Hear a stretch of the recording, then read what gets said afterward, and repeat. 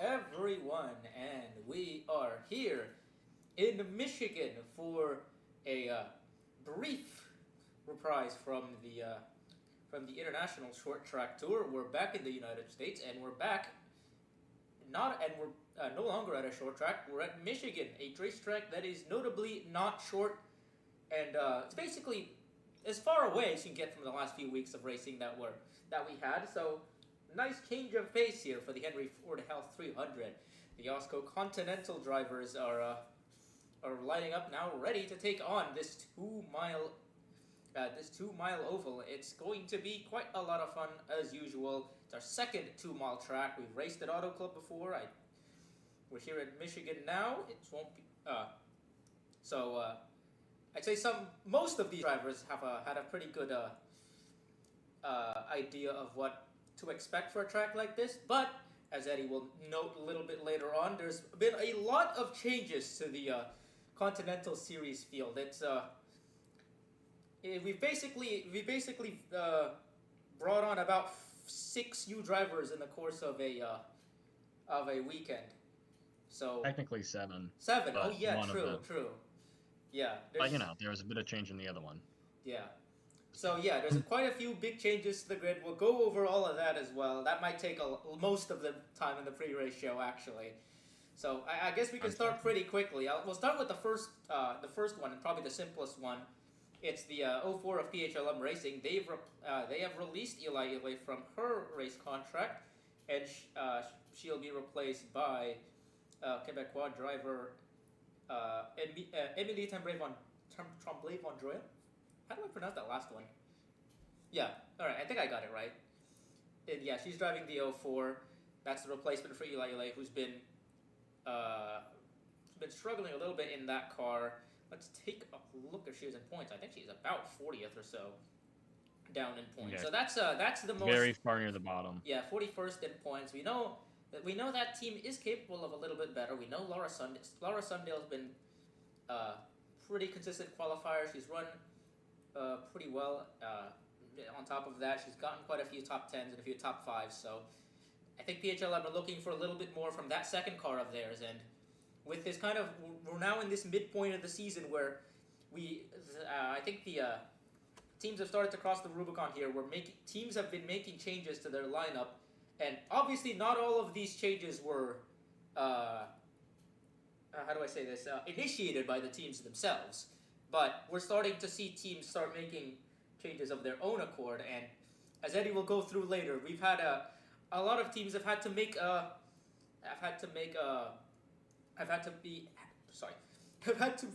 had some changes enforced upon them, and these drivers are in much better places in points.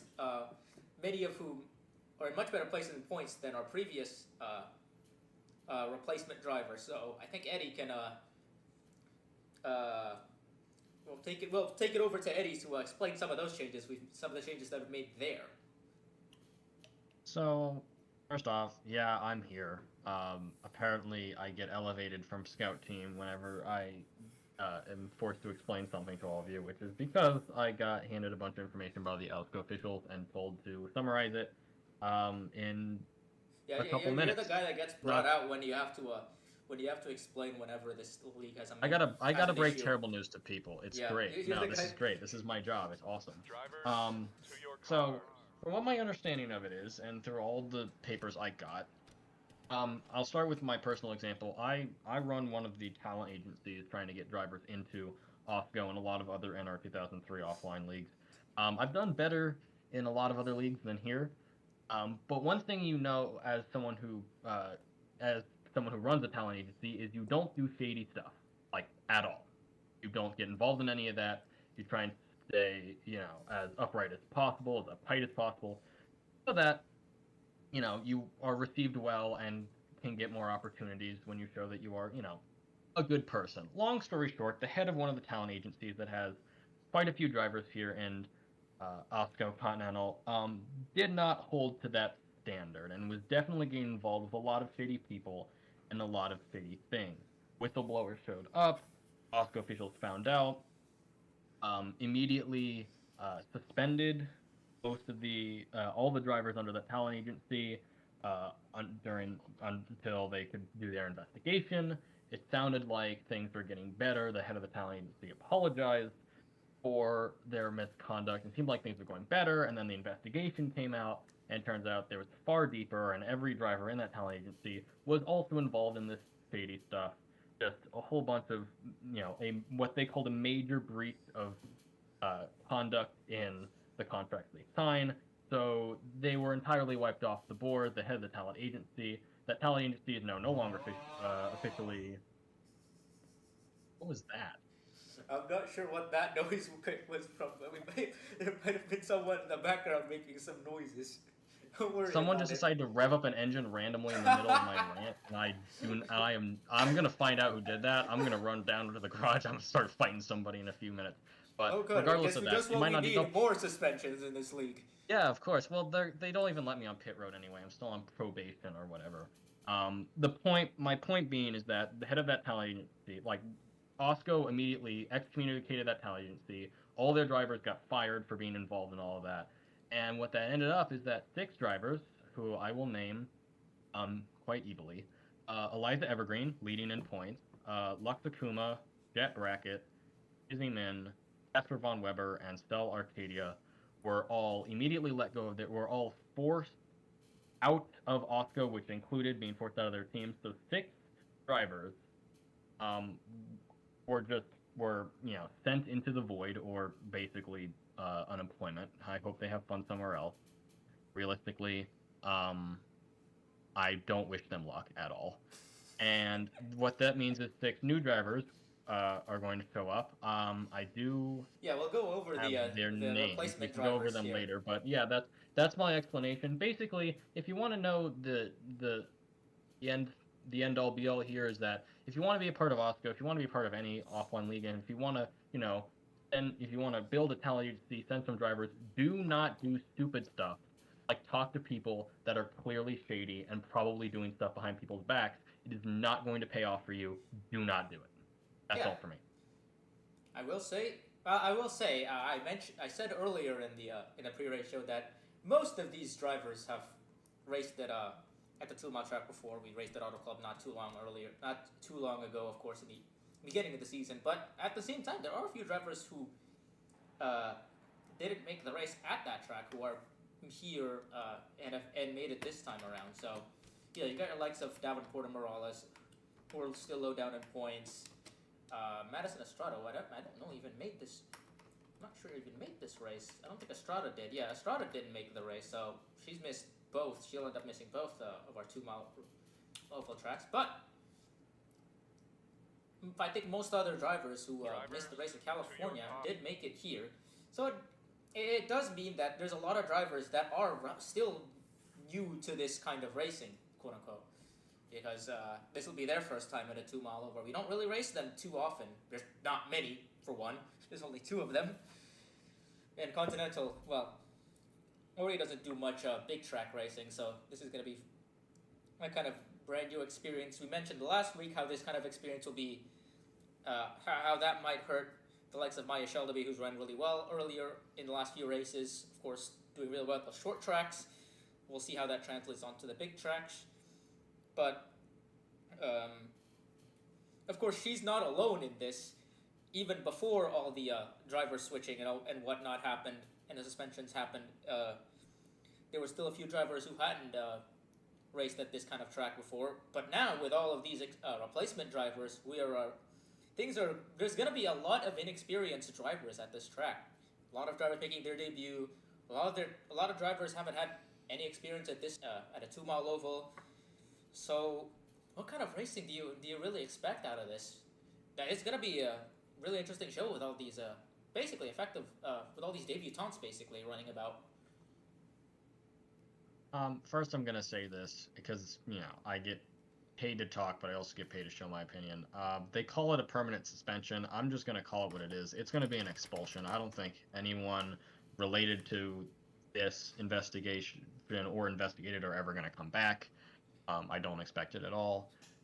Just because, I looked at the stuff they did, and while I'm not going to say it on here because AWSCO asked me not to, it's pretty stupid stuff. But on the one hand, with these 6 drivers, it really depends, because I recognize some of the names from other series. Definitely people I have Yeah, there's interacted with. definitely So I don't drivers. know if it's going to be a lot of Hmm. inexperience. I just know that yes, it's going to be people driving cars for the first time in races, and that's always going to be a problem. But at the same time, Continental is all, this is sort of the story of Continental, is that it's a lot of drivers who are getting chances to drive stock cars in the hopes of making it to the main series eventually. So realistically, I'm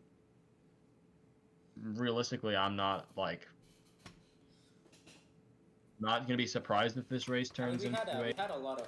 a bloodbath, but I'm going to hope that it ends up being a pretty clean race, and that we get to see a lot of what people can do around here, because I think it's worth it in the end. Yeah, I mean, even earlier on the season when most of these drivers were still pretty fresh to this car, I should say.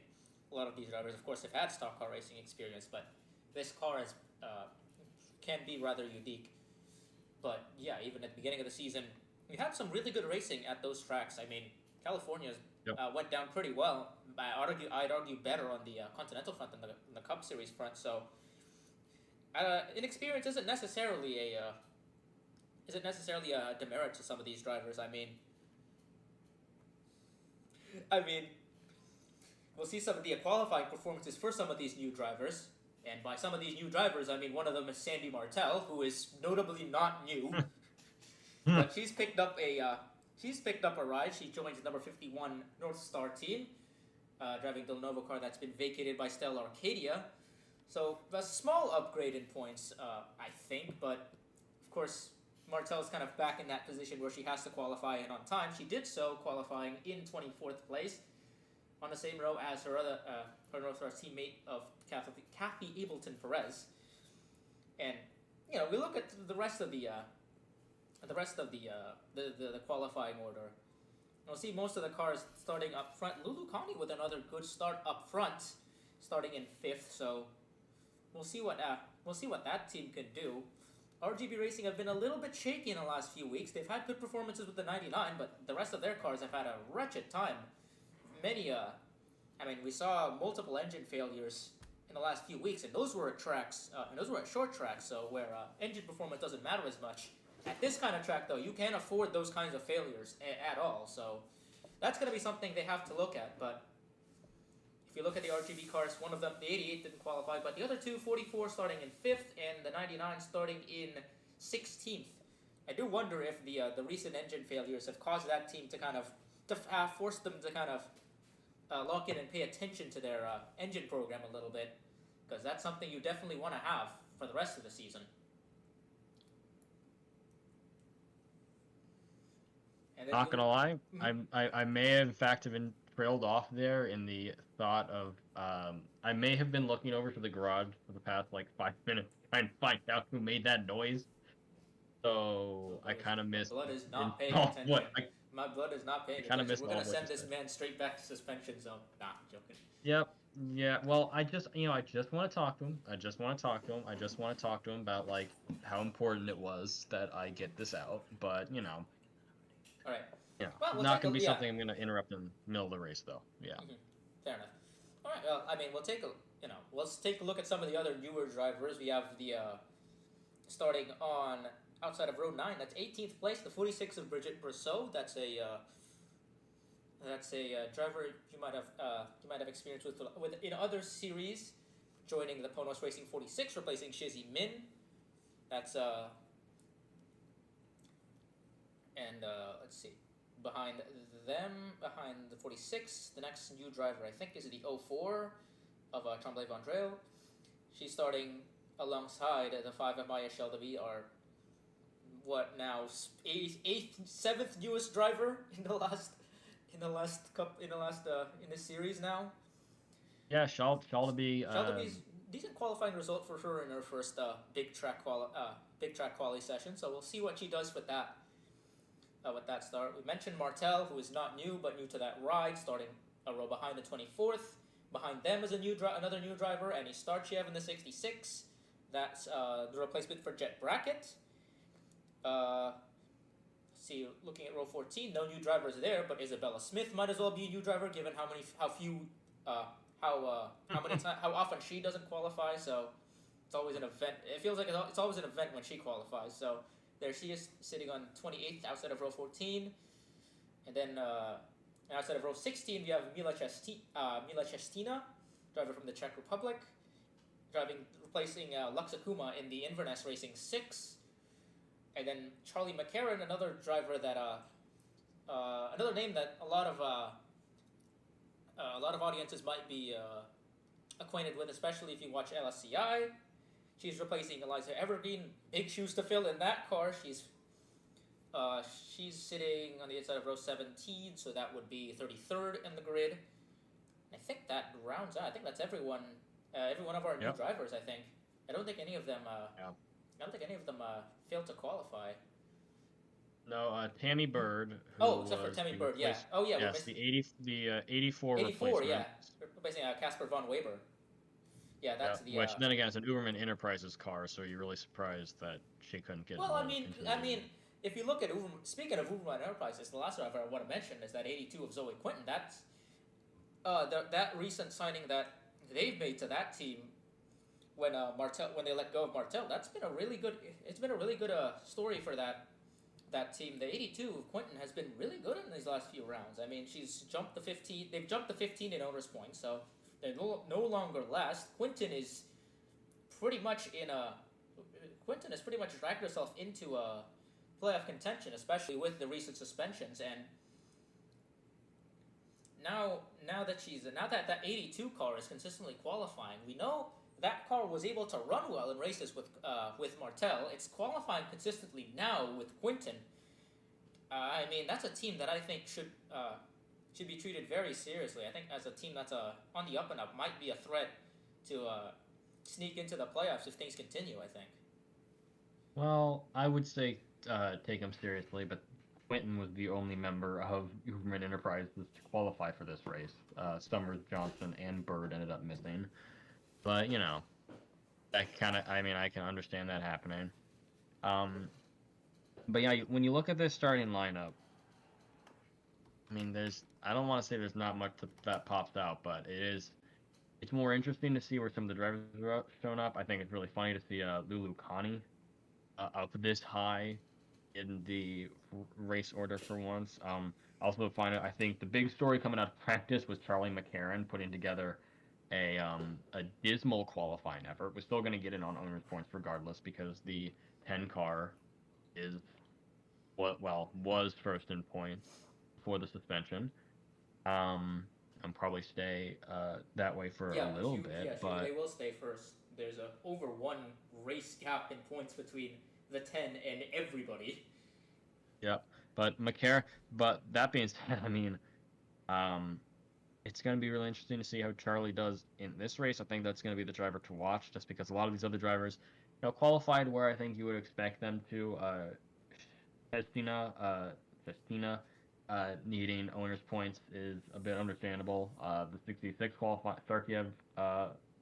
No, Chestina made it on time. She was the last car from Pro Group to make it. Right, he was. Yeah. I forget that it's 16 rows and not 15. Yeah, only the 10. Only the 10 and the 84 didn't make it out of the new drivers didn't make it on time, and 10 was able to. But most of them are starting, I guess, where you would expect for someone on a new car, kind of mid-pack. No one really pushing up towards the front. But it's gonna be interesting to see McCarron because there were some jokes in the garage that Charlie sandbagged her lap to just for funsies, and we're just gonna have to see how she can race this track because really difficult starting position. But then again, we saw at Auto Club where you start dictate where you finish. I think the winner was Oberman. Yeah, there's very little. Who started I'd say in there's 38. very little correlation. This is a big drafting track, so you can make your way through the field with pretty good work. All right. Yeah, but that's definitely something to watch. Yeah, with that, I think that'll wrap up our pre-race show. We've had a pretty extended edition of this, mostly because of all the changes that have happened on the grid. So there's a lot to go over there. But yeah, with that, we'll take it over to the booth where I believe we'll have Echo and TPC, who's hopefully gotten rid of the aliens that have been stalking him ever since Phoenix. Not the aliens again. Yeah, and we'll send it over to them in the booth. And welcome to the Michigan International Speedway, this beautiful two-mile track here in the Irish Hills of Michigan. I'm Echo. I'm joined with TPC here from Michigan. Hey, TPC, how are you doing? I'm doing great. I have been freed from my Uma Musume Pretty Derby prison to be here today. I'm glad to be free of that torture. But I'm here at one of my favorite racetracks, Michigan, especially the 2-milers in general, are some of my favorite tracks to drive, at least in this kind of stuff. So this is gonna be a fun race. I think we're gonna have a lot of 4 or 5 wide racing. We're gonna have a lot of action. Hopefully not a lot of crashes. So let's see how this race will go on today. Yeah, and it's a very, very interesting race. It's a very interesting track as well. These drivers don't really have that much experience on big tracks like these. Not no experience, but this is going to be definitely a race where, maybe the lack of experience on these bigger tracks might play a bit of a factor. All right, well, we're going to look at the starting. We're going to very quickly take a look at the starting grid here. Row 1, it's the 14, Katrin Edelstein, alongside the 81 of Alice Hageman. Row 2, Brenda Davis in the 54, alongside the 12 of Jackie Kennedy. Row 3 is the 44 of Lulu Connie and the 62 of Vinnie Schultz. Row 4, the 65 of Latanya Gray and the 82 Zoe Quinton. Row 5, the 55 Deborah Williams, the 64 Mayumi Moriyama. Row 6 is the 16 Leah Azelhard and the 40 of Lara Sundale. Row 7, the 22 Naomi Davenport and the 0 of Hieta Yoko.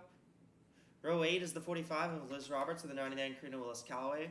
Row 9, the 96 Lynn Oswell and the 46 Bridget Brosseau. Row 10, the 35 of Krista Andresen and the 78 of Lexi Rockwood.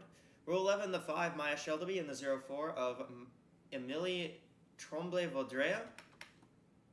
Row 11, the 25 of Kathy Ableton Perez and the 51 Sandy Martel. Row 12, the 31 of Lori Ramirez and the 66 Ani Starchev. Row 13, the 11 Takamoto Aya and the 15 of Isabella Smith. Row 14, the 7 of Reina Munoz and the 4 of Cassidy Jones. Okay, never mind. This is row 16, the 2 of Rachel Ramos and the 6 of Mila Chestina. Row 17, the 10 of Charlie McHarren and the 42 Freya von Lundquist.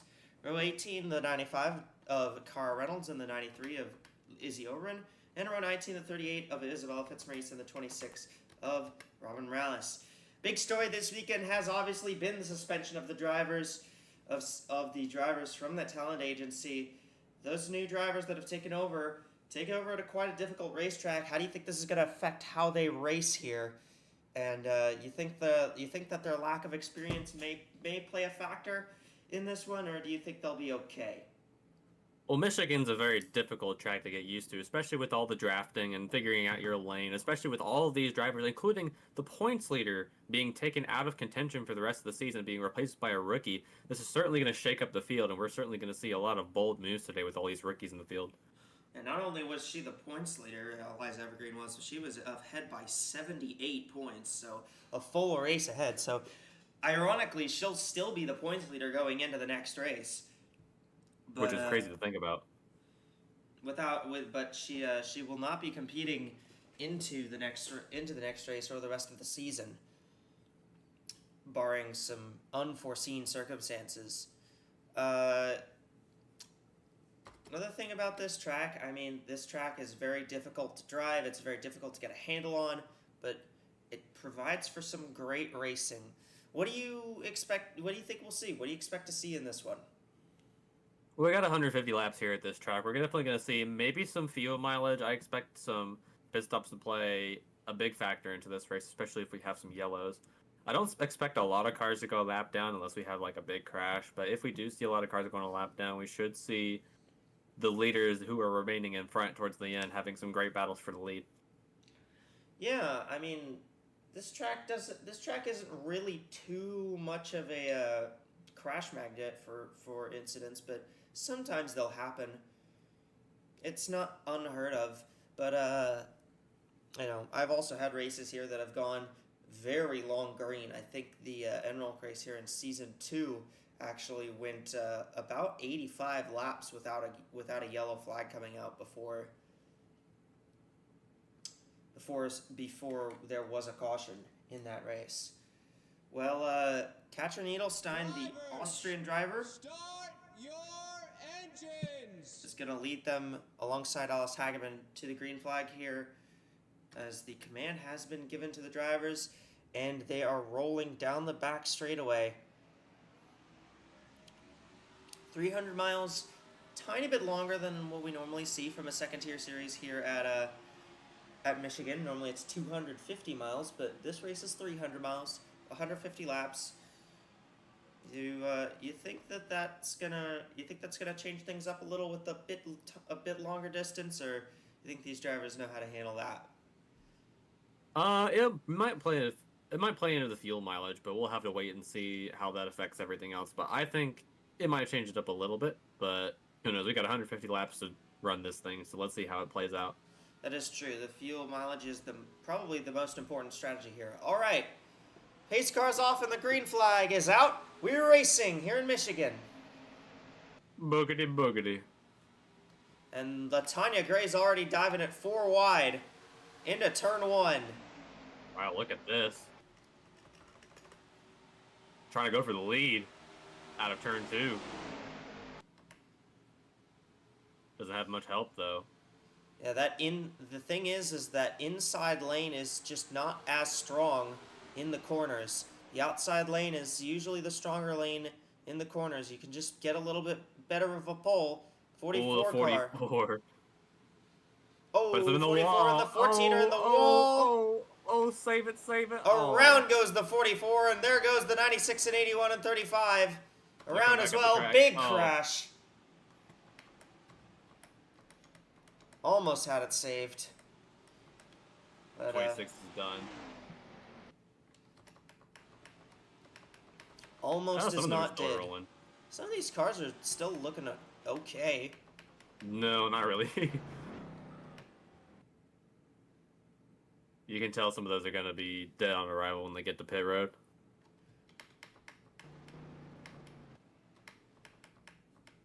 That was almost an insane save by the 14 to try and stay out of everyone's way, but unfortunately it just didn't happen. And the 14's still there. I think it's the 44 who just had that. Or yeah, 44. Yeah, Lulucani.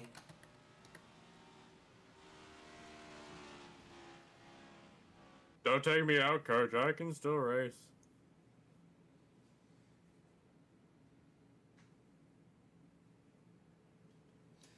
Yeah, nah, it's fine.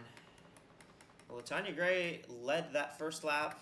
She won't lead the second lap because she's come down the pit road, and so has, well, a good chunk of the field actually has come down pit road here. Not everyone, though. A few cars staying out.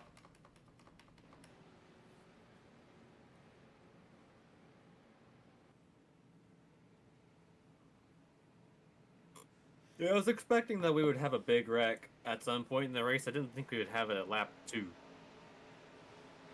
That's fine, or lap 1, technically. That is pretty, there is a pretty strong wind coming from the east here, about 14 miles per hour from the east. I think that's a tailwind out of 3 and 4, so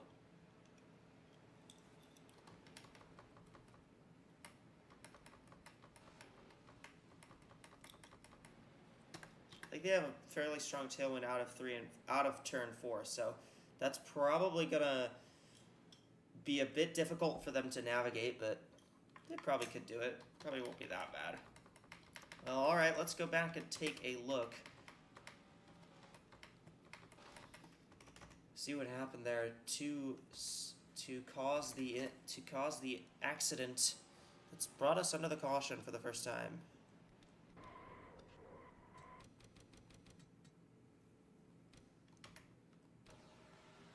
Connie's just up the track. And then around into the rest of the field. She went up the track and Got on the wall, bounced off the 54, bounced again, bounced multiple times, trying to save it, and just could not hang on to it. How about Maya Shelby getting through that in the 5 Dang. car? That's a The lot of two hard got hit hits. hard on both ends there. Yeah. Watch the 5 car get through this. This happens right in front of her. 44 bounces, slides. Woo! Look at that. Seas parted for her. That was really impressive wreck avoidance right there. Not a lot of cars, I think, really got involved. I think there were a couple cars that kind of spun that didn't really take too much damage. The 10 car, I think, is one of those. The 6 of Chestina also looks like she might have... She made some contact with a couple cars, but she doesn't look too badly damaged. Yeah, I think they'll be fine. Maybe they'll be a little bit off the pace, but they should be at least be able to finish the race. Because even if you are off the pace, you are out of the way of the pack itself. So if they do wreck again, you're at least further back from any other chaos. Well, 6 cars, we only lost 6 cars out of that, so... I think the wreck looked a lot bigger than it actually was. Yeah. It was definitely the one. I wouldn't call it the big one, but it was definitely the one. It was the mild one. Yeah, that's a fair assessment. Well, lights are out on the pace car, so we're about to go back to green here. Yep.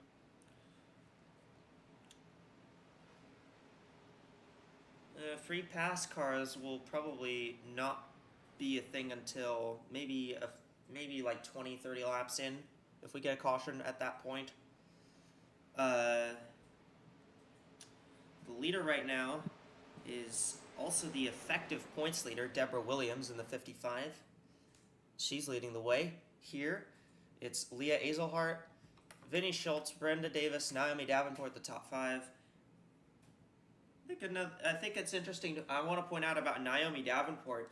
Ignoring the DNQ she had at Hillside, Davenport has scored 6 consecutive top 10 finishes.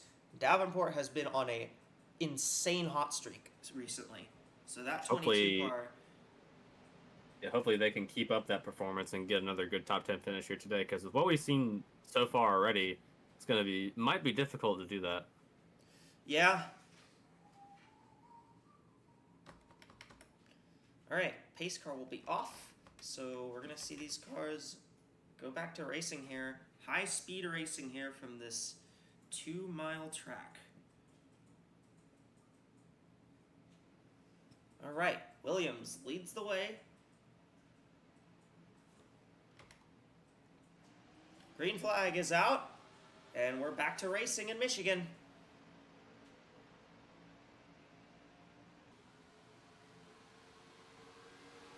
Well, certainly a lot less cramped than it was the last time around. No one's really making any crazy bold moves just yet. And not yet. And give it a lap or two. Keyword here is yet. Yeah. And just remember that the inside here, especially in turns 3 and 4, is just it's not as strong as the high lane. So the high lane's going to be that line you want to try and take here. In turns 3 and 4, and 1 and 2 as well, but in 3 and 4, the high lane is much, much better. You may see drivers just kind of have to chop off the throttle quite a bit in 3 and 4. Oh yeah, especially because they're all sliding around all over the place. That's basically what caused that last crash. Yeah. Tanya Gray already trying to make moves. Reminds me of the Columbia track, the fictional track. Oh, they're about to go 4 wide again. Look at the 65. LaTanya is not taking any prisoners. She is 4 wide again to the inside on the front straightaway. When that inside line is not working out for her right now. Yeah. That's the trouble with running the bottom lane, is it just doesn't work for very long. Back here, Karina Willis-Calloway was trying to take it 4 wide with Jones and Martell.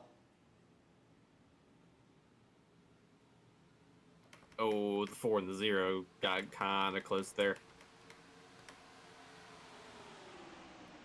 You're going to see a lot of action, but at the front of the pack, it's going to be a little more difficult to actually make the pass, to make moves for the lead stick, just because the inside lane doesn't have all that much, doesn't have the same grip as the outside lane does, but Vinny Schultz is going to try here. Here comes the 62 to the inside. They got a decent push from the 12, but the 12 is going to break that push, and just can't get there. And it's going to force the 62 to the middle lane. Oh, the 54, Brenda Davis. She's got a problem or something, because that is a bit abnormal. She almost turned a car trying to get down a pit road. The 12 car led the lap.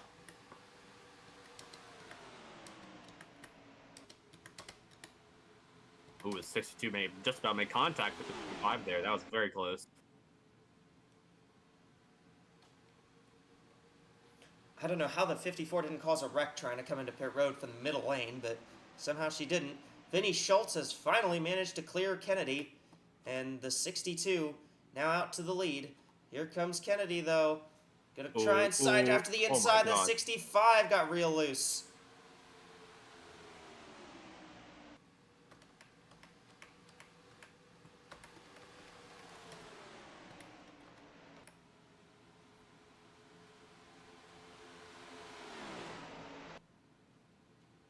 Kennedy's clear for the lead now in the 12 car.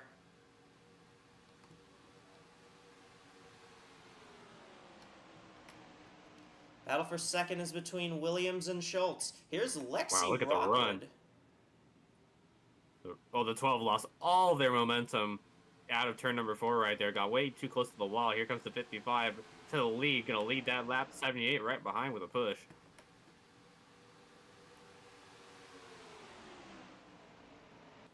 The 5 car of Maya Shelby has shown up here. She's up here in the top 5 now in this group right here. Look at this. I mean, we talked about how, Shelby's done really well on the short tracks the last couple weeks. Weren't sure how she was going to perform at a super speedway like this with no oval track experience. Well, she looks like she's doing pretty solid right now. We're about to go 4 again. She might take it 4. She will take it 4. Maybe that was a bit of Oh, barely. Maybe that was a bit of a play to back off, though. Yeah. High action racing here from Michigan, though.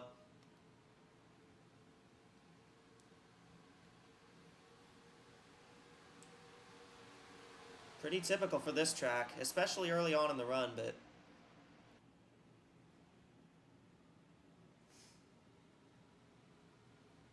Oh, contact. Contact with Ableton, Perez, and Kennedy there.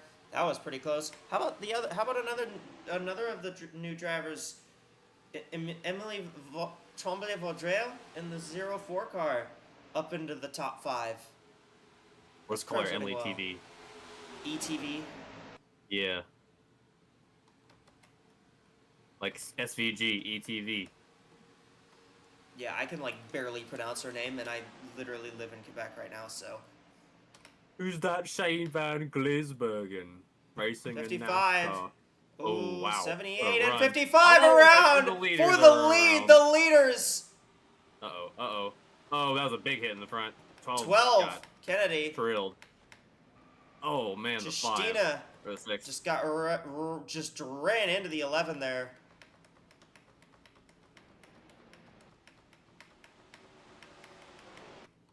And I think you knew from how... I am not believing this. How hard they were racing each other, how...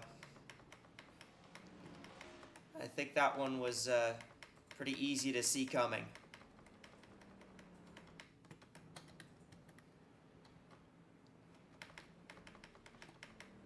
Oh, the 62. What the hell's going on here?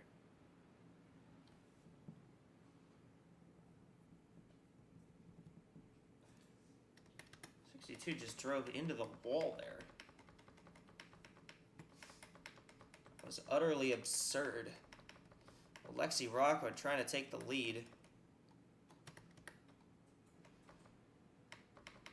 I think that was the 78.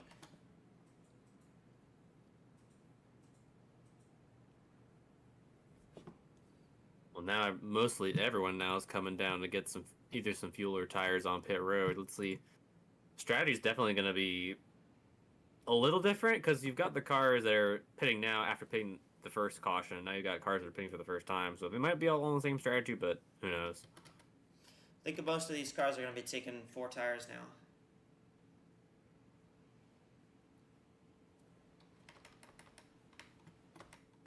I lied.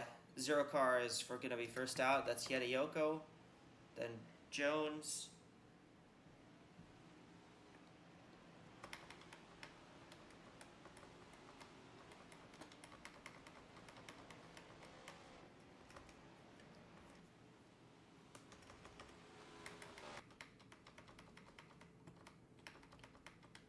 And now the rest of the field comes on down.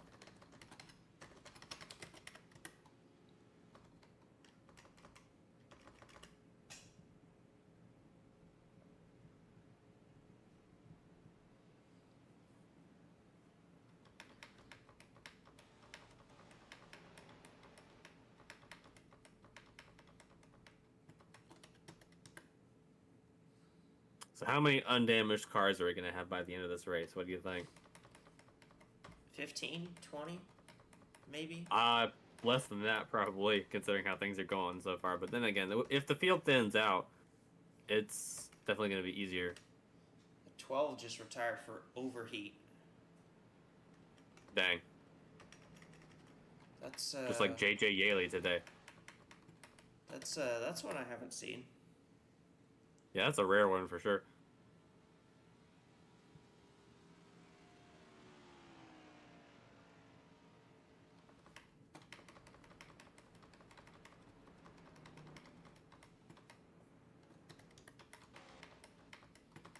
'54 of Brenda Davis is going to be the free pass car.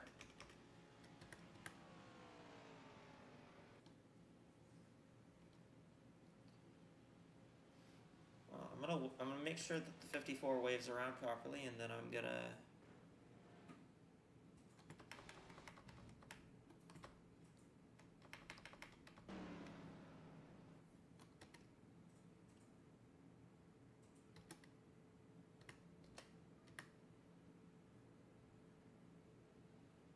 All right. Well, let's take a look at what happened to cause the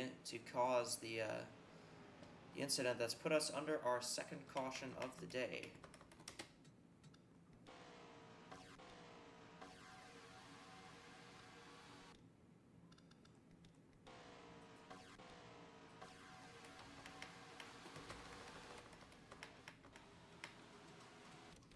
So Rockwood going for the lead on Deborah Williams. Williams slides up the track. Rockwood slides up. They make contact. And they just get in the wall and just stack up.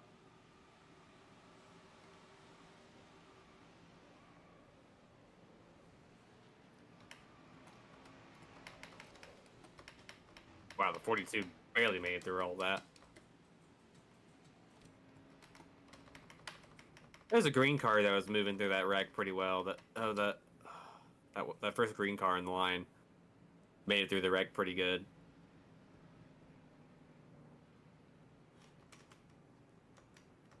"26 cars are running.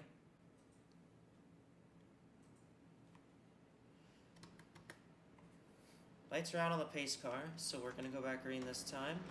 Brenna Davis, 54 car, has gotten back in the lead lap. Ironically, I think that her having to pit in the lead pack actually saved her. So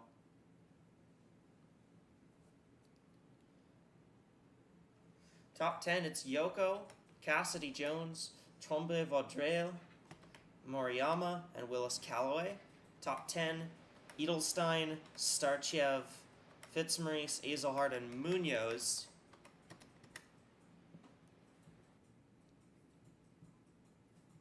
Interesting note here, especially regarding the playoffs, is going to be... Well, the interesting note is going to be, well, there's a lot less drivers that are now locked in with wins, so... we removed 4 of the winners. Shout out to the 04 and 04 being the top 3 on this restart. Green flag. And none of them are in 4th. True.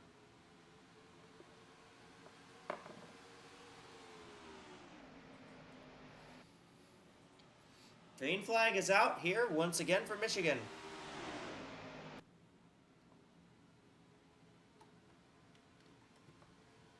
Makes you think if they're going to try and be more cautious on this restart. You can already see a lot more cars are split up from the back now because they have that aero damage, but the ones that don't are going to be the ones that up front all day. 0 car slides up. She's going to lose the lead. Cassidy Jones in the 4 car takes it away. And Yoko is losing a ton of ground on the top side. This track is pretty ruthless on tires. So I think that the 0 may, just maybe, might have done a 2-tire strat. 5 car came down the pit road. Maya Sheldaby. 25 is pitting now. We'll have to see if that's we'll see if that's related.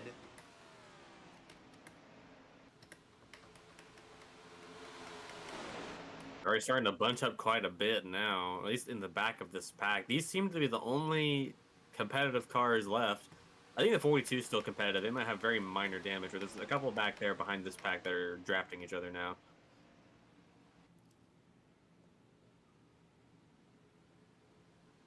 I think there's a few cars that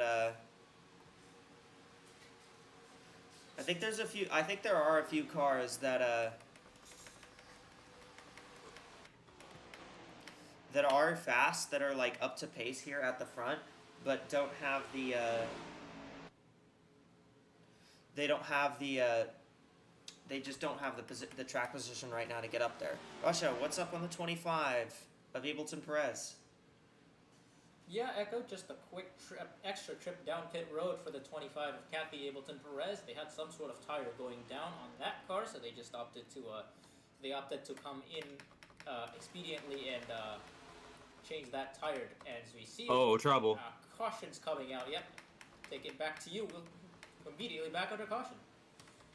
That's the 42 of Von Lundquist. Looks like the 62 of Schultz might be involved. The 46 of Bridget Brousseau looks like she might have looks like she has damage.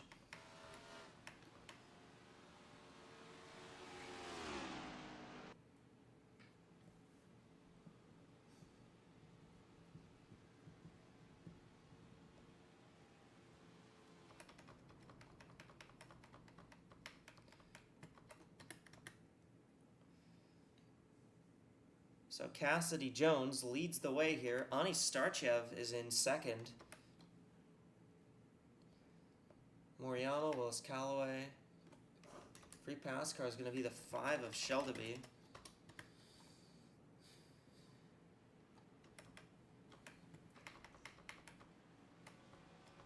I'm curious what happened there to bring out the caution.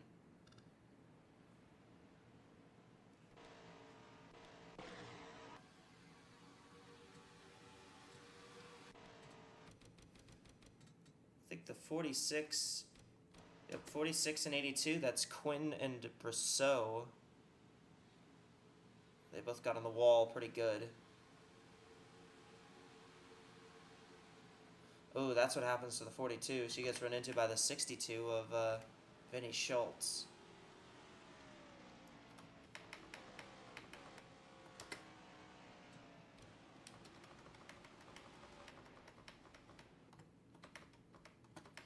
'51 of Sandy Martel, I believe, stayed out on the racetrack. So did the 81 of Alice Hageman.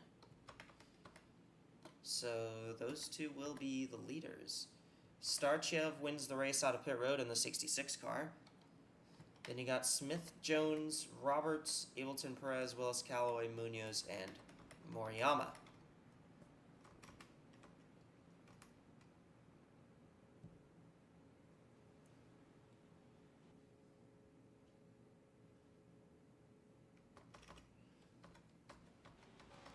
Well, no shortage of action here so far. Yeah, we've definitely had a lot of cars get involved in some crazy stuff. And we're not even Not even a quarter a of the way certain through. chunk into this race, yeah. Not even a third. Well, a third is more than a quarter, so. True. Not even a half of into this race. Not even a full race into this race.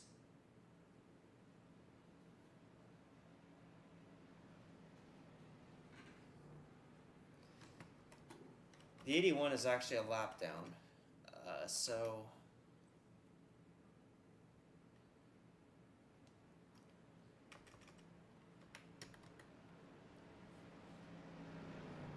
We still got over half the field left in the race, so. Yeah, but the real question is how many more of them are going to survive the rest of this race? Because that's what the theme is looking to be like right now. Yeah. This is definitely very reminiscent of Fontana, where there was a bunch of wrecks early, and then late in the race there was a long run. Hopefully that turns out to be the same for this race, because that would make it a pretty exciting battle towards the end. Yeah, I think so. I hope so as well.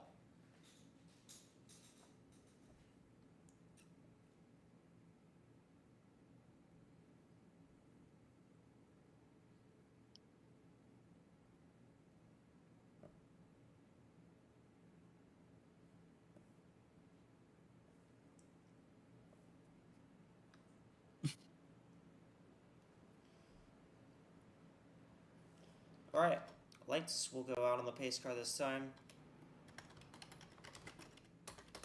81's going to get waved around here.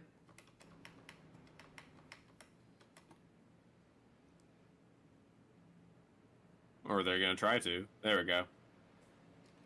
It's fine.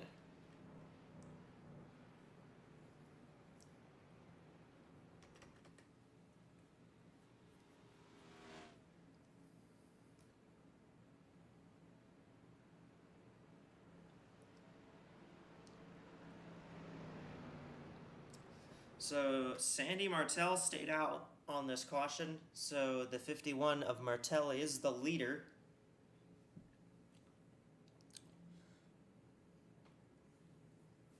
I would say already better than most of her performances in the 82, but to be fair, she usually ran well in the 82 when she qualified. Just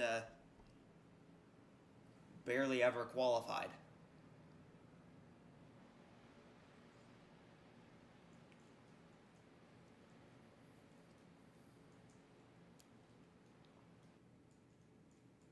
So Martel, Starchev, Smith, Jones, and Roberts, the top five.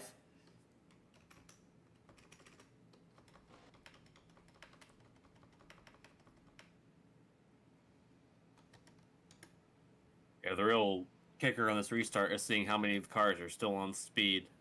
Although not that many were affected by that last wreck, so I don't think it'll be too many less.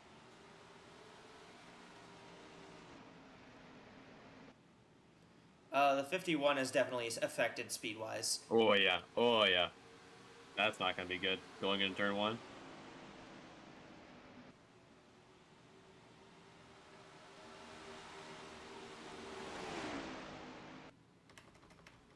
Well, they're at least going to get by her decently. 66 Starchev takes the lead away here on this restart. Cassidy Jones looking underneath Smith for second.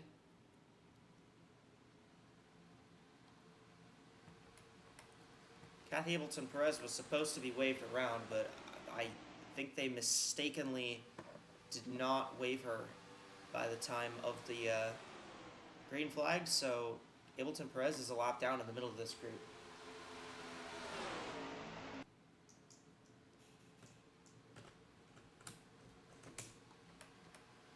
But Ani Starchev in her first race here at Michigan is leading in that 66 car.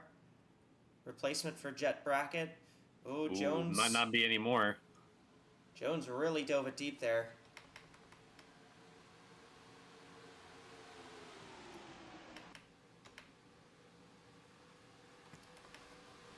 Naomi Davenport sitting 8th, still has a chance at getting another top 10. Crazy.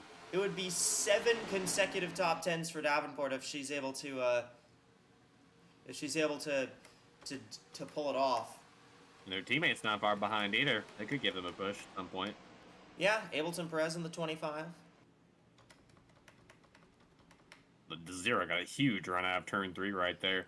4 car gets clear the 66, so Jones back out in front of the field.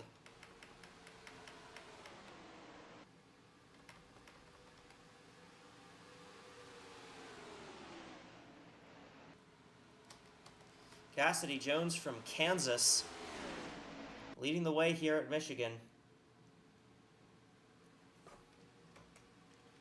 I neglected to mention this earlier, but Deborah Williams in that 55 car, this is actually her home track. She's from Michigan.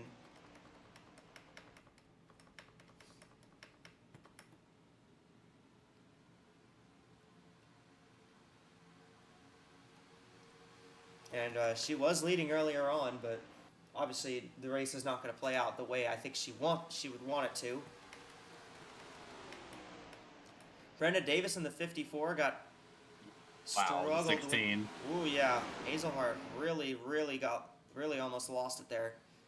But Brenda Davis in that 54 car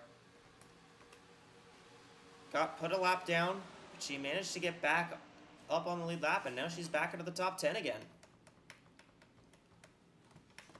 Starchev going for the race lead once more.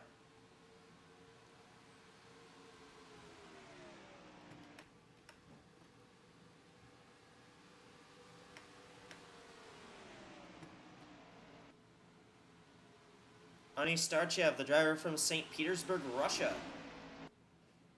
Trying to take the lead away from Cassidy Jones, but can't get the momentum to pull just quite.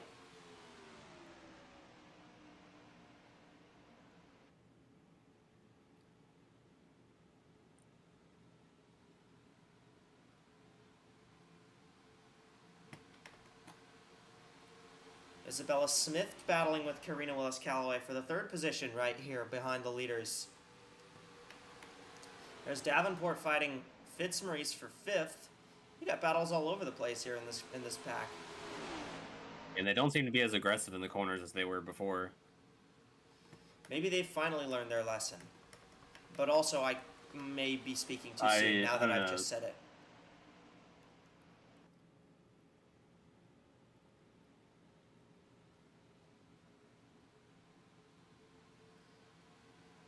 Well, the man out of there clean. Cassidy Jones now takes the lead this lap. And Cassidy Jones has had a bit of a struggle this season. She just has not had it where she just hasn't had it where she would like to have had it, especially over the last few weeks. Quite a few DNQs, quite a few sub 30th place finishes. She has not scored a top 10 finish since Las Vegas in the 4th race of the season, and we're in race 18, and she almost lost that top spot, right? She almost lost more than just the top spot right there as the 66 got into her. Look at the 15 trying to make up the middle lane right there. Isabella Smith, another driver who's struggled with qualifying lately.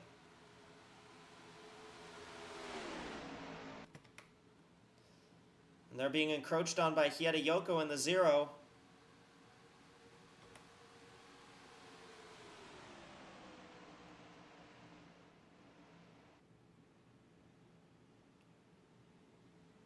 Way up the track goes to 66, almost right back into the 4 again. That's going to let the 15 got the momentum, and Smith will lead, but they are still 3 wide for 2nd behind her, as Hieta Yoko now tries to pull herself into this battle.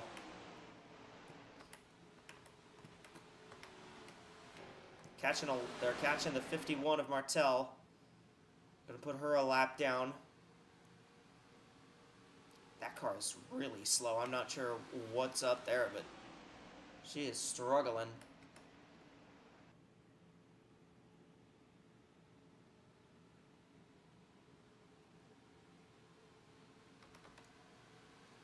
Either way, nope, she won't be parked for minimum speed because this is not a super speedway, so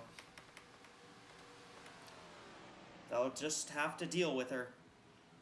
As Smith... We should park them anyway, it'd be funny. I don't feel like it, sorry. Where? Where?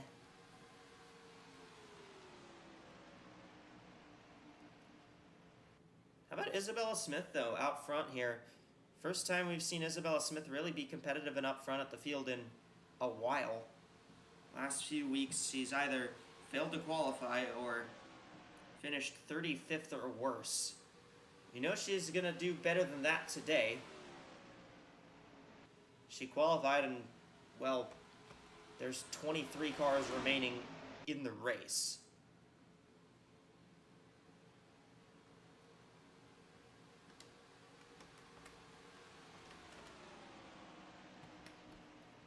'66 of Starchev trying to take the lead away. Jones tried to dive it in there. Oh, the 45's around in the back. Oh, big hit for the 14. Moriyama. Oh, wow.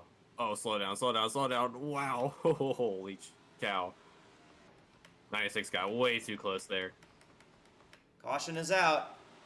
4th time today.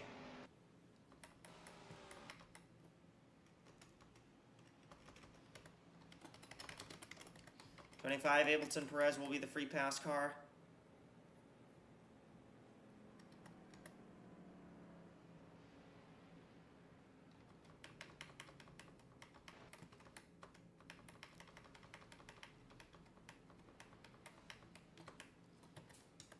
Liz Roberts, some pretty significant damage there, but luckily I don't think anybody else really ran into her.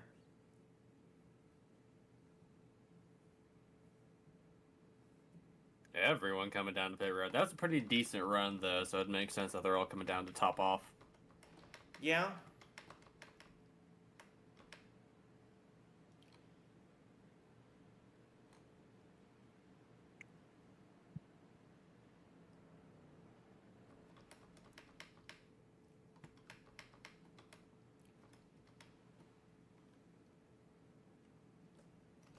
Looks like it involved I think that had the 14 involved and the 45 involved. 14 doesn't look like she has too much damage, but we'll see.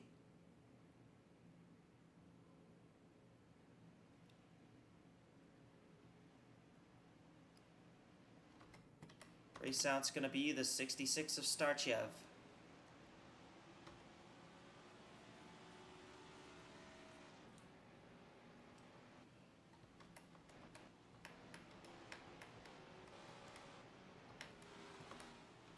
Yeah, everyone's been pretty much around the same spot from where they were entering pit road, so not too much in terms of position changes right here.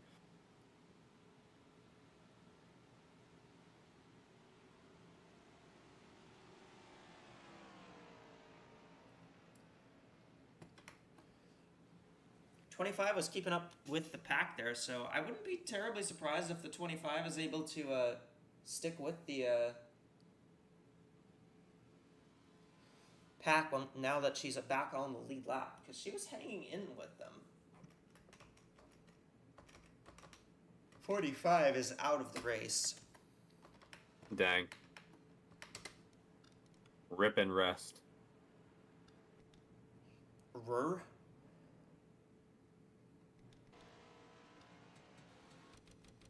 Now let's go NBC it. Let's see what happened in this replay. No, we're on Amazon. We're on Prime Video. Oh. Just got hammered into the wall. Yeah, she just got... I think she just kind of cleared herself off the 64 Moriyama there. Who was that speeding through it right there? I think that was the Towards 04. the end of that, right? I think that was the 04. That was a very daring move to get away from that accident.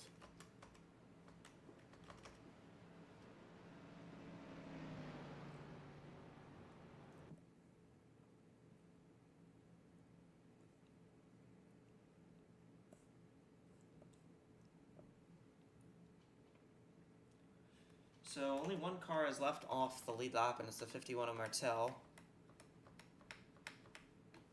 And Yeah, she's not in the top 10, so she won't get waved around.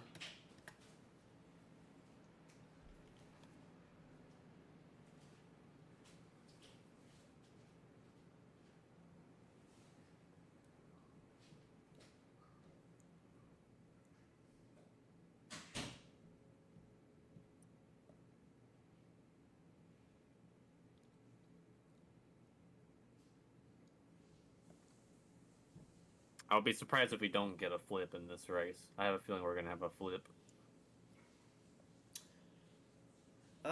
We had one in practice. That's funny. In the cup practice, yeah. I think there was a car that rolled like 20 times. That's awesome.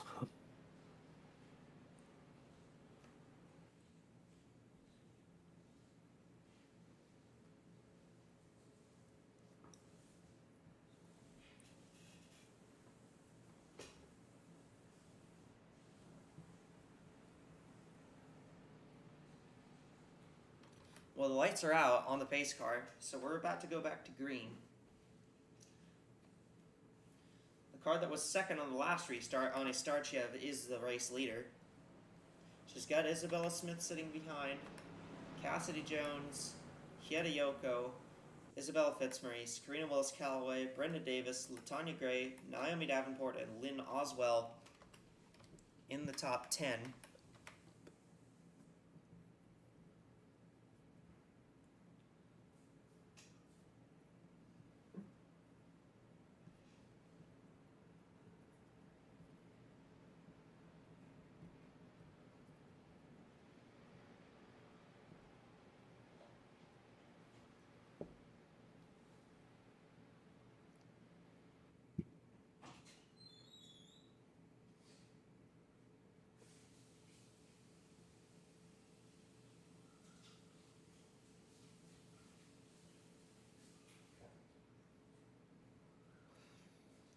Alright, pace car will be off. So we're about to go green with just over 100 laps to go. 108 laps to go to be specific here. Green flag. Oh, the Ford did not get a good restart right there. They are falling back quite a bit, but that probably won't matter too much in due time once they get the draft back together. Terrible restart for Jones, but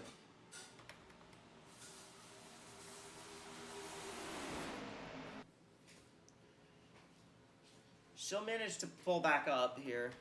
She managed to get the draft back in, so... Okay, yeah, no, the 51 is just actually that slow.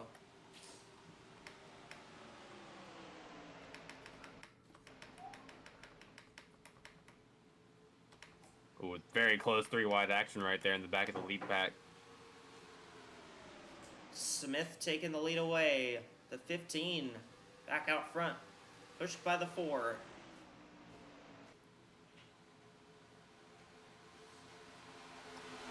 And drift up the track a little bit. Here comes the 4 to the inside, trying to take the lead away with some help. 2 cars back.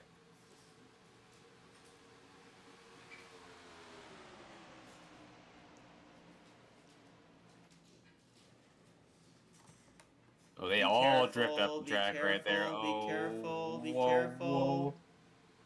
They were careful, somehow. Somehow they survived that. Somehow the 15 did not get punted into the wall. I thought there's going to be some kind of physics black magic going to go on there, and the 15 was going to just get forced into the wall with the 66 there. But nope, they made their way out of that one. Yeah, shockingly. Cassidy Jones out front, but here comes the 38 of Isabella Fitzmaurice. Winner back in Las Vegas earlier this year, so she knows how to run these big tracks.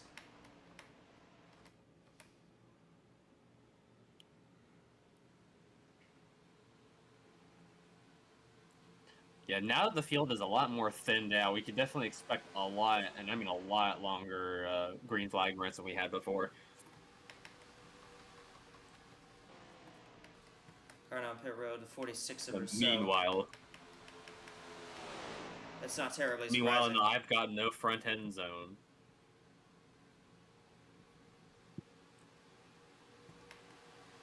The 99 of Willis Callaway here, trying to take the lead. Here comes Hieta Yoko. Here comes Cassidy Jones. Way Oh man, they down. might go 4 wide for the lead. Almost 5. Oh, wow. I thought they were gonna go Somehow. 4. But Somehow the 38 cleared the 4 going out of turn 4, and now holds on to the lead.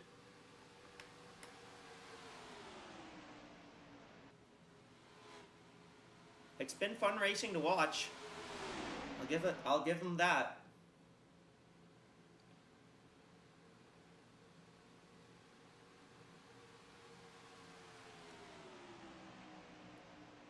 Yeah, it's fun watching these cars get runs in like the middle and the high lane, and then some cars just like hitting a massive move in turn 3 and 4, and either just lose all their momentum or just get right behind another car or get to their door and just stay there for the whole corner. And this is a real momentum-based track. Yeah, that has obviously not worked out in a couple of instances where we had a couple of wrecks, but most of the times it has worked out, and that is, hey, having at least a 50-50 shot of making it work at least is good. Ooh, big push from the 4, pushes the 38 out of the way, gonna get way up the track, almost into the 38 here, and takes the lead away. Back clear is Jones. As we approach the 1/3 mark of this race, and to the mercy of everyone. Hooray! Hooray!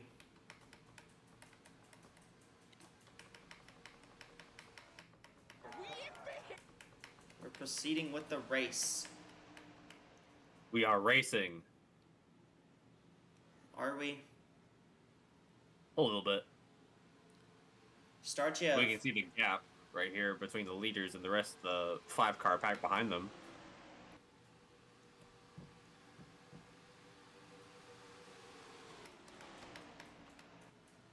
Starchev gonna take that top spot away here on the exit of turn on the exit of turn 4, and the 66 is back out front, but Jones is not letting off. That 4-car is still here.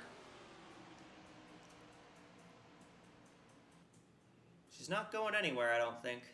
Well, except for maybe to the front. 38 went way up the track. Here comes the 54 of Brenda Davis. That's Fitzmaurice's teammate, actually.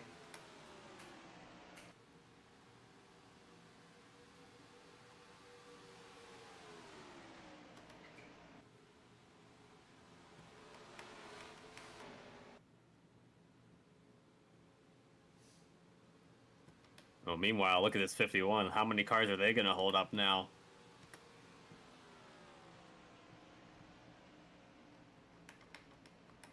Hopefully not too many. Looks like most of them were able to navigate by. The 54 had a strange, like, loss of speed going into that corner. I thought for a second they were going to come down pit road, but nope, they just lost a bunch of momentum going in turn 3. 25 is really far back. I'm not sure what happened to this car, but she's really dropped quite a bit back. I thought she would have the pace to stay with the leaders, but she's almost about to get lapped again. Yeah, definitely at this rate, with how spread out the cars are and like with how many are in this lead pack, I can definitely see this run going all the way to green flag pit stops. Me too. At least I hope that's what happens. Yeah, I feel like we've had enough violence in this race so far, at least for now. Yeah, but do the drivers feel that way? Yeah, violence is only tolerable in a mediated amount of instances of how often you do it. You can't do it too often, otherwise it gets boring. You gotta have your violence pact, or your violence clause fulfilled in your contract. That's what these drivers sign up for. They sign up for not only to be the best racers in the world, but also be the most violent racers in the world on Michigan, especially. Oh, just like I said. Whoa, that was a save! What a save by Starchev! Oh my goodness, that was. I just about jinxed that right there, but that was an incredible. I mean, you save. did. They wrecked. They just didn't. They just somehow managed to keep it straight. I don't know how. I don't know how Starchev saved that car.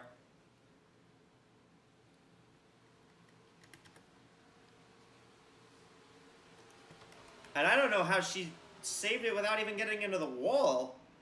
That was impressive. That's the AWSCO move of the race right there, unless we have something that somehow clears it. Eddie, you got a report on Brissot and Oswell? Well, a wise man once said that the curse of Michigan is real, and unfortunately, if there is a curse, it has struck two different teams and two different drivers, Bridget Brissot and Lynn Oswell, both having to come down pit lane with tires down. Bridget Brissot got in that accident earlier. You can see the front end ripped off there. Just more bad luck for the Ponos racing team in this race. And for Lynn Oswell, it's really gonna hurt her. 33 points. Under the cut line, has got a better chance of at least making the playoffs after the take-up that's happened this week, but it looks like she's going to have a much tougher time than she expected, because she's going to lose, I think, probably about 20 or so points to the championship fight, albeit she's still in the race, so she's probably going to be more like 10, but she's going to lose some points to that cut line. And that's all from the garage. Going to check in on Stark Kiev and that amazing save. Back to y'all. Well, I think the interesting thing to note there about Oswell, I believe she was in the top 10 when that happened, so at least she was fairly close. Cassidy Jones well out front, but I think that is partly assisted by the battle for second resulting in a near incident.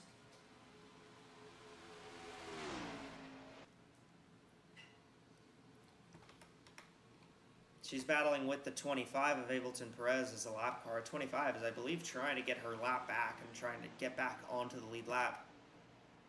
Well, onto the tail end of the lead lap at the very least. Look at this battle right here. Oh, wow. Oh, wow, yeah, that's not going to work. And somehow they save it again. That was impressive. That was less impressive than the 66s, but they still managed to not cause anything major there. That's definitely going to hurt their aerodynamics, though. That's Oh, yeah. hurting their race for sure. Davis, Willis Calloway, and I think there was Yoko was the other one involved there. I guess you just don't want to be fighting for second. No, Because that's, not in this instance, no. If you're fighting for second, you're going to end up in the wall out of turn 4. I'm really curious to see which of these cars that are on pace are going to form, like, drafting packs and catch up to the leaders. Because seriously, we really only have one leader right now. They're all alone. I believe they're all alone by themselves. Actually, no, they have the lap car, and They they have have the more lap car, of these lap but cars, she's catching more lap cars. That's going to probably check her up a little bit. Oh yeah, but she's gonna be she's technically all by herself. The lap car, who knows if she wants to help her or not. Maybe this is all a ploy. But these cars all the way back here that are all on the lead lap, they're all working together. They all can share their draft. Or they can press the Intimidate button, like in the hit game NASCAR 06. And hopefully they don't need to do that, and they all need to work together to make their way back up front. But so far it seems to be working, because their margin is down to just above a second. Well, yeah, but now they've got these lap cars that are going side by side in front of them, which is going to hinder them even more. And now they hit the Intimidate button. As you can see, the lap cars going up to the outside lane. They're all making a train right now, as the rest of the cars in the lead lap pack are now catching up to this group. So you can see the 22 in this as well. The 99 is back up here again. And the 0 still held up by the 40, though. 0 is still out of frame. Or just out of frame. There's the 51 of Martel. Ooh, Jones had to slow up big time. Ableton Perez actually just pinned the 4 behind the lap car. I was just about to say there, if the 51 doesn't cause a wreck by the end of this race, I'd be shocked. I've had so many instances where I've seen cars that are a lap down way off the pace, or multiple laps down way off the pace, causing a big crash and ruining some of the leaders' chances to win. 4 car still can't get by the 51, and that's going to change the lead over to Isabella Smith in the 15 car.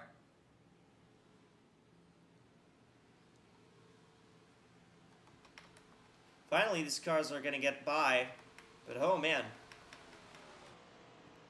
New leader. It is Smith in the 15.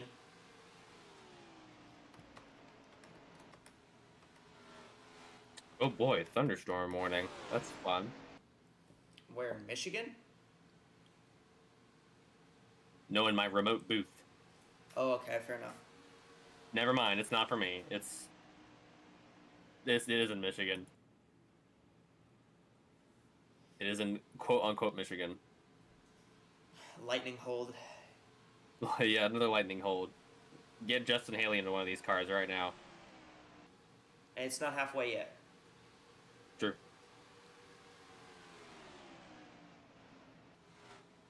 So Smith fighting with Fitzmaurice, the 38 trying to take the lead away, and she's gonna clear. Karina Willis Calloway in third. Karina was involved in that stack up there with a couple of those cars that were fighting that got on the And look at this now. All the top 9 are within a second of each other. Those lap cars really bunched up this lead pack. Now the 15 and the 38 just barely within each other, and now all these cars are in one big group again. So let's see how many lead changes we'll see within these next few laps.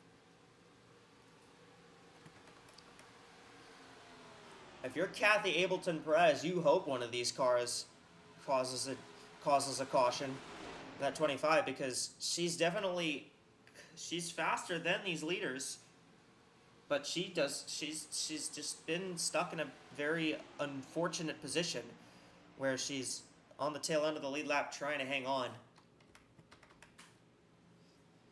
38 slips wide. New leader's going to be taken up. It's the 99 Karina Willis Calloway, but here comes the 4 of Jones once again.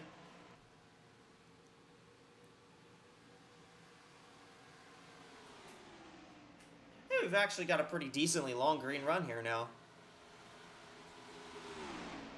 I'm not sure how long this will last, but we do have I think this has been about, what, 20, 25 laps? Yeah, 25 laps.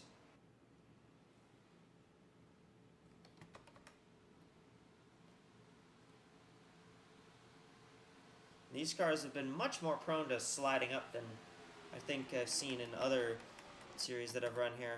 There's the battle for 10th is between Shelby and Gray. These two cars a little off the pace, but not too bad.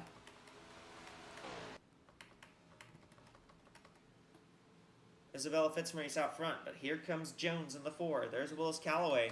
There's Ani Starchev in the 66. Had that near spin earlier, but she managed to save that car. Contact for second, as Willis Calloway really tried to pinch Jones off there.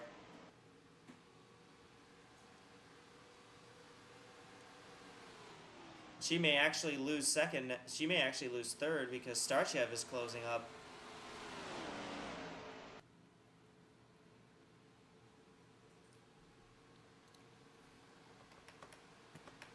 Catching the 64, that's Moriyama. Got a bit of damage on that car, so she's off the pace. Might see a fight for the race lead. We are starting to get to the point in the run where the tires are shot so badly to the point where I think they're starting to slide up the track, and actually the 0 of Hieta Yoko has actually just come down pit road. And I know that the 0 car was one of those cars, you know, one of those cars that was bouncing off the wall earlier, so.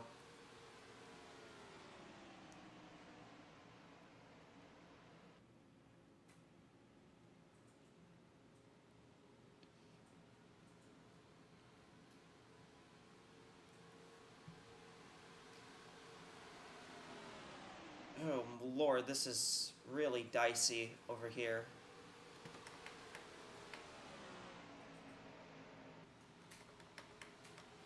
Fight for the lead once again. Here comes Isabella Fitzmaurice.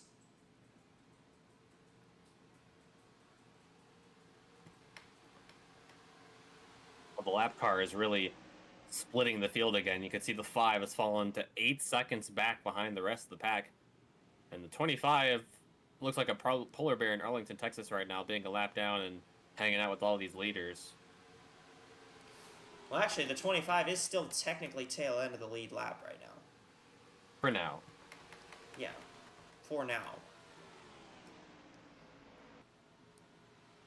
Provided nothing goes absurdly wrong here for Davenport, she's on pace to get another top 10 finish.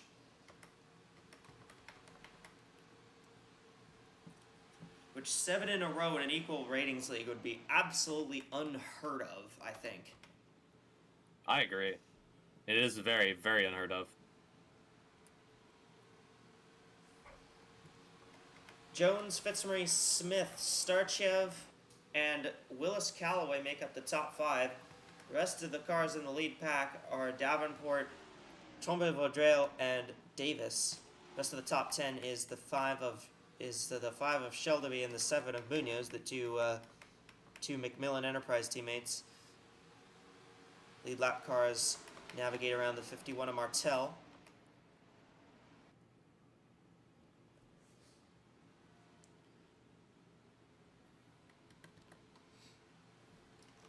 Zero of Yoko is back out on track. I think they spent a little extra time trying to beat the damage out of that car. We need to kill this damage with hammers. I mean, that is pretty much how they do it. Lynn Oswald in the 96 is actually maintaining it well with this group as well. Interestingly enough, I think this is kind of a thing where the draft does play a pretty key role in the race. So I think the 96 is just doing good at holding on to the draft. 66 and 25 nearly made contact. Almost cleaned out the 25 right there.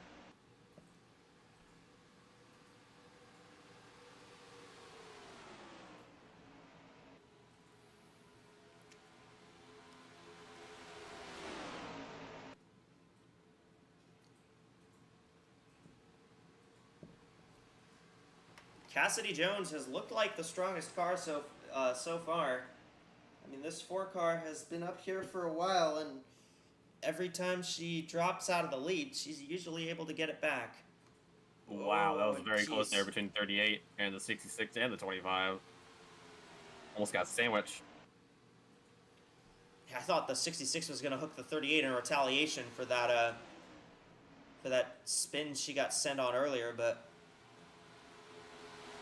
looks like Starchev kept her cool on her. For now. Clueless emoji. Yeah, keyword is for now. You can never really count on anything here.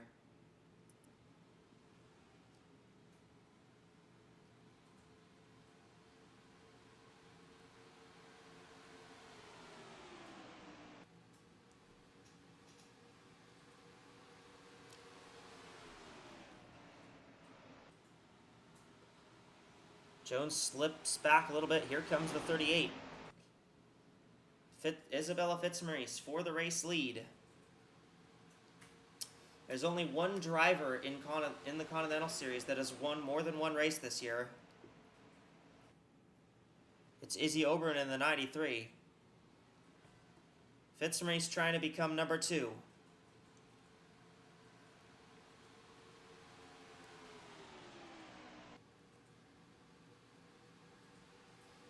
Jones looking for her first win of the year after a pretty dismal season. Isabella Smith, even more of a dismal season.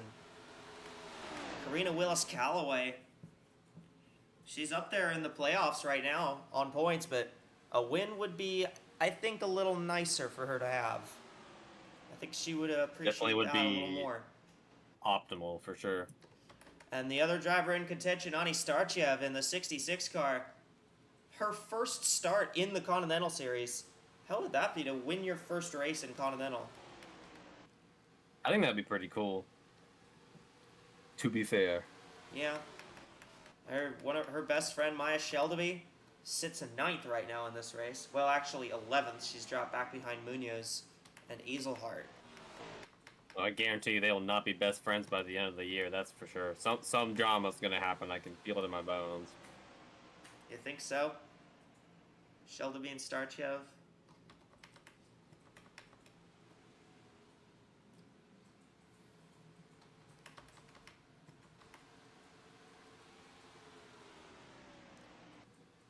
Jones still out front.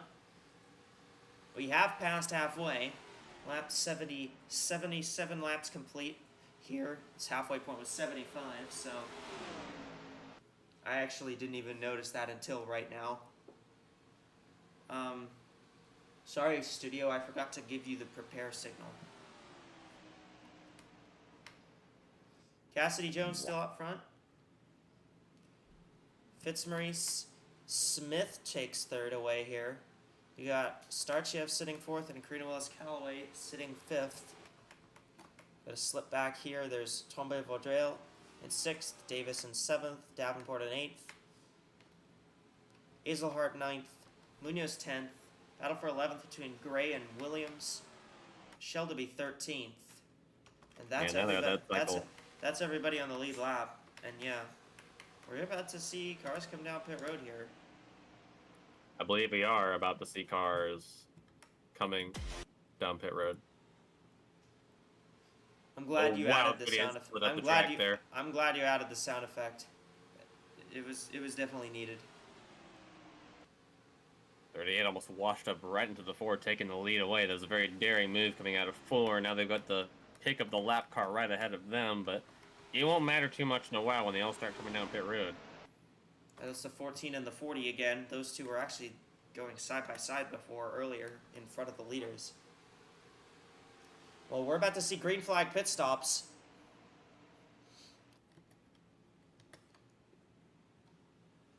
Oh, the 25. Oh, the 25.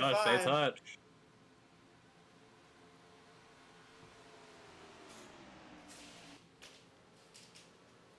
So we've got a move, and we may see a move for the lead once again because here comes Cassidy Jones. Here comes Karina Willis-Callaway in the 99. Big push from the 66 car. And Karina's going to take the lead away. All right, well, with Karina out front, with pit stops going to happen any moment here, why don't we let our studio reporters and our pit road reporters cover that for you. Rasha, Eddie, take it away down there in the FanDuel Fan Studio for the mid-race report here from Michigan. Yeah, hello everyone. Welcome back to the studio. We're in the middle of a bit of a hectic battle for the lead here. We're watching Karina Willis-Callaway and a Starchev leading the way as Kathy Hamilton-Perez in the 25 is seeking to hold everybody off and stay on the lead lap in case we do get a caution. This is the mid-race report after all. As things continue on here in the Henry Ford Health 300 at Michigan, 82 laps in, once again just over halfway. It's been a very hectic first half to the race. Starchev making a big run there. We see some more cars coming in. 38 of Izzy Fitzmaurice taking her stop now as well. Well, Eddie, it's been a very sloppy start to the race. We've had cars crash out of turn 4 basically every 15 laps or so. But since then, we've calmed things down a little bit. We've had a pretty decent long run here. We're encroaching upon green flag pit stops. What do you think of the proceedings so far? Well, unfortunately, I did miss sort of the chaotic part of fighting, and by fighting I mean arguing, not actually throwing hands. I'm not that stupid. With pit road security so that I can actually get it. Hopefully this means my probation period is getting shorter, but regardless, I did miss some of the chaos, but I've seen some of the stuff, the incredible saves off of turn 4, and I think at this point this is not, you can't really say what we expected, but what you can say is this is, the inexperience we talked about at the top of the show. Some drivers have figured it out and have figured out how not to wreck. Some drivers clearly were not prepared for that, and it cost them. We saw that with, Bridget Brousseau getting caught up in that wreck with, and I believe it was, I forgot who drives the 82. I was about to say Sandy Martel, but I realized Martel. 82? That's Quinton. Well, yes.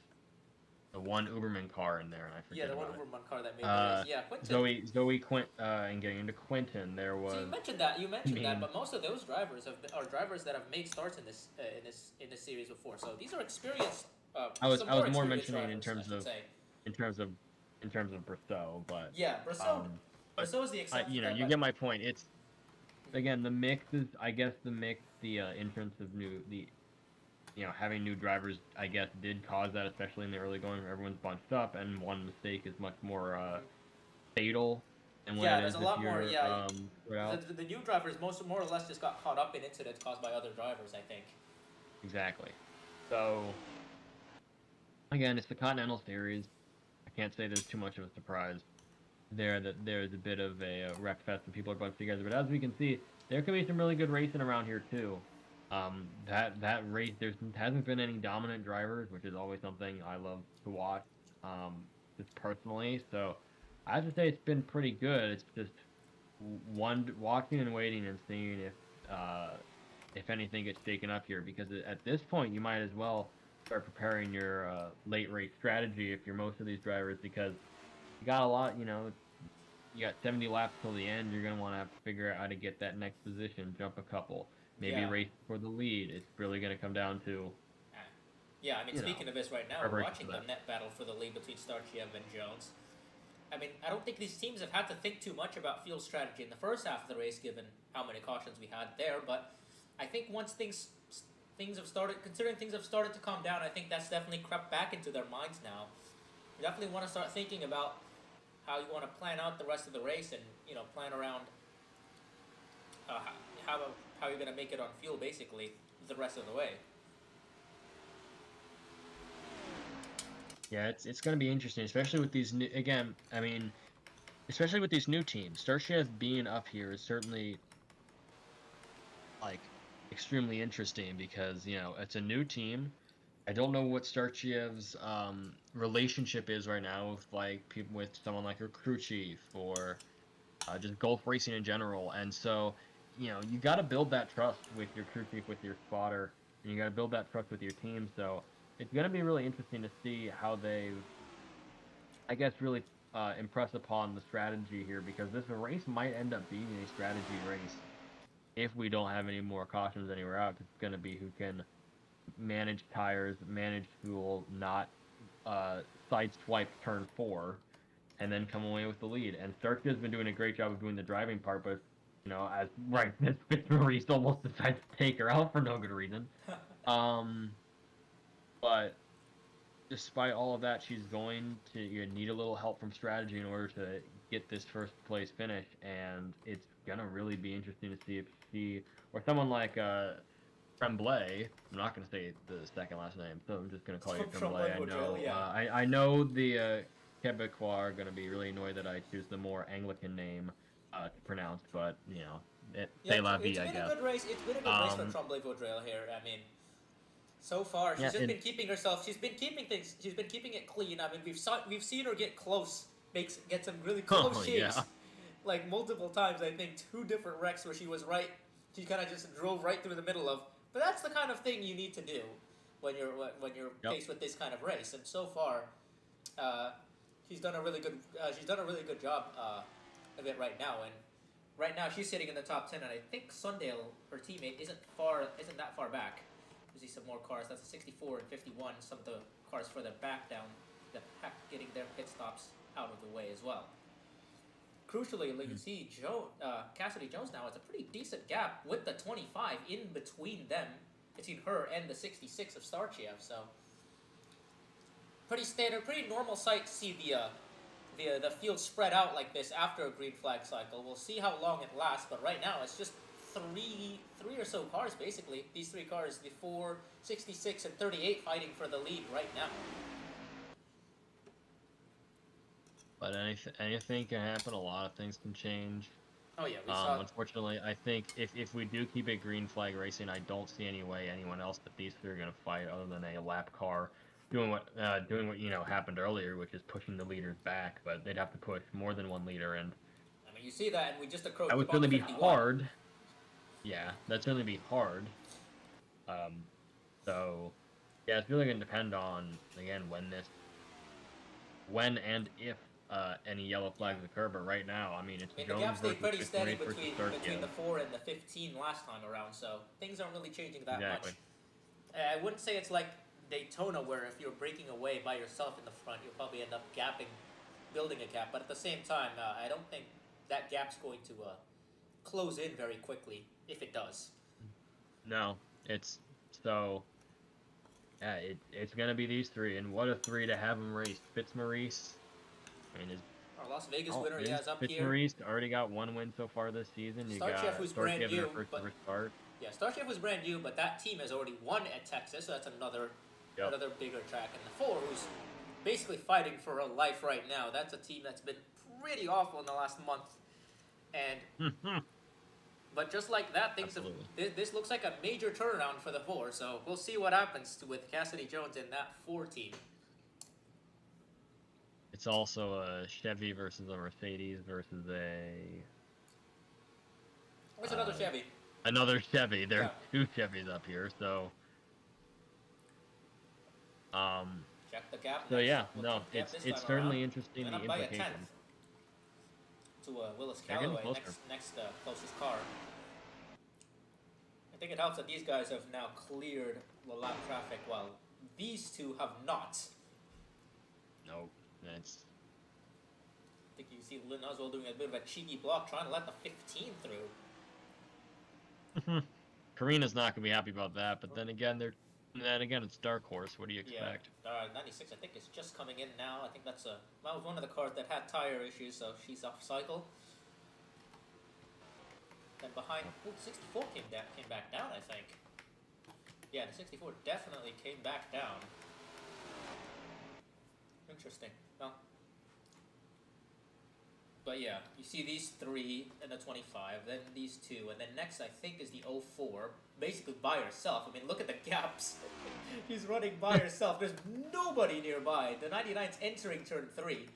The 51 is going to be gone, and the 22 is just outside of exiting 2 right now, with the 7 and 5 in tow. So it's a big, big gap. That 04 is running by herself, basically. What's that gonna be interesting is this is gonna be a real good time to see what Tremblay can do. You know, not a lot of dirty air in front of you, no one trying to fight up behind you. If you can put, you're in the perfect spot to sort of put in fast laps, and show that you can start making up time to that 4 car. But I mean, I don't know. I don't know if you're going to be able to do that by yourself, though.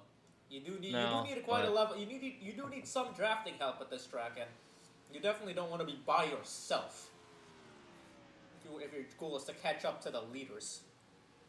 Still good opportunity for experience, if nothing else. You don't have to worry about anyone. Doing anything except Kind maybe of just run your easy own to race do. right now. I think that's the best thing she can do.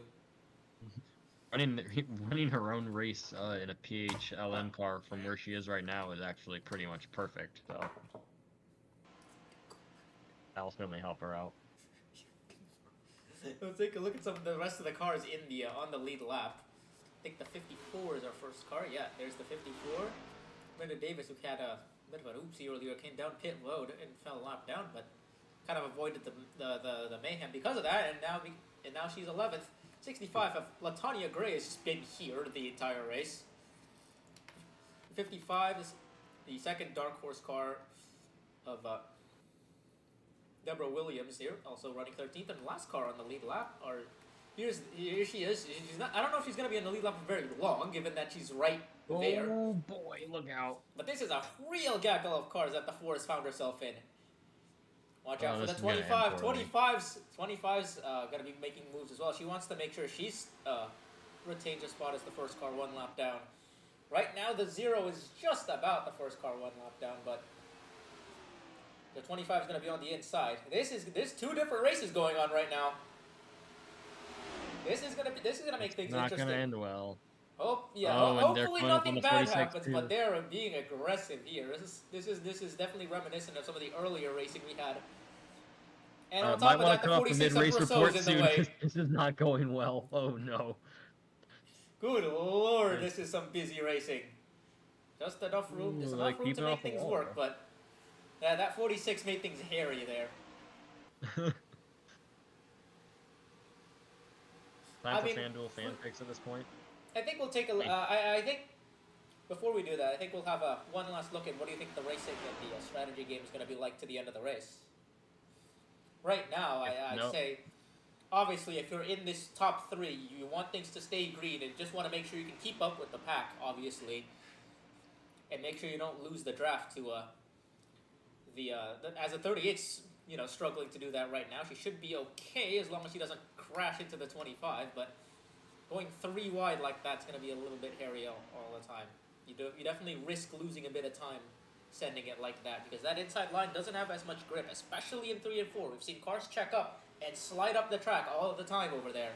That's something that's going to be that even in a small pack like this can definitely shake things up. Strategy. As for strategy, I mean, I think it's. Do you think it's time to start like planning the race from the end onwards, from the end going backwards, seeing how you're gonna plan your fuel strategy from there on? Ooh, 66 making contact with the 4. That's about the third time Starchiev has done that. She's clearly making her mark on the series right now, and she's this is about as explosive as of a debut as you could possibly have as we reach upon the moving chicane. No, absolutely, and I would say you start thinking about strategy. We've had a long enough green flag run already. You got to assume that the cars can make it, that we can make it all the way without a caution. I mean, I think we've had a green flag run for longer than we have laps left. Yeah. So I think it is a good time to start thinking about it. Yeah. And this is again, really going to really hurt. play They're into- all stuck behind the 51 of Martel. They're still stuck. It took them 2/3 of a lap to get around her. And that's built up a 2.27 second gap between Starchiev and Jones. But yeah, I think the best plan right now is to plan around the race being green the rest of the way, and make contingencies if necessary. Although I think if you're anybody else on the lead lap right now, you're definitely praying that there's a caution, just so things can be bunched back up, and we'll have about 10 to 15 cars racing for the win again. And on that note, then, I think now it is a good time to head over to our FanDuel fan picks. I'll start with you, Eddie, because I don't know, just want to. Yeah. What do you think? Michigan's got some curses to it, so I'm starting to think that something's gonna have to strike. And at this point, Tremblay has done well enough in this race that I believe that this is some kind of commentator's jinx, I don't think it'll affect her too bad. And if there is some sort of curse of Michigan that starts taking out the leaders, she's going to be in a very good spot to take the win. So I'm just going to throw my hat out on her. I'd love to see most of the drivers here up at the front win, but Tremblay doing so would be, after what's happened at PHLM Racing this season, driving this car in your first career start and taking it to a win would be absolute validating move for that team, and I think it would be just as funny as like Starkiev winning if he were to take it. Yeah, and especially for the playoff, that 04 team has not been good, has not really run well. They've qualified decently enough, at a decent rate, but their race runs have been pretty horrific, and that would be a big boost for that team if they were able to get a win. I'm going to go with the number 4 car, actually. I'm going to go with Cassidy Jones having that number 4.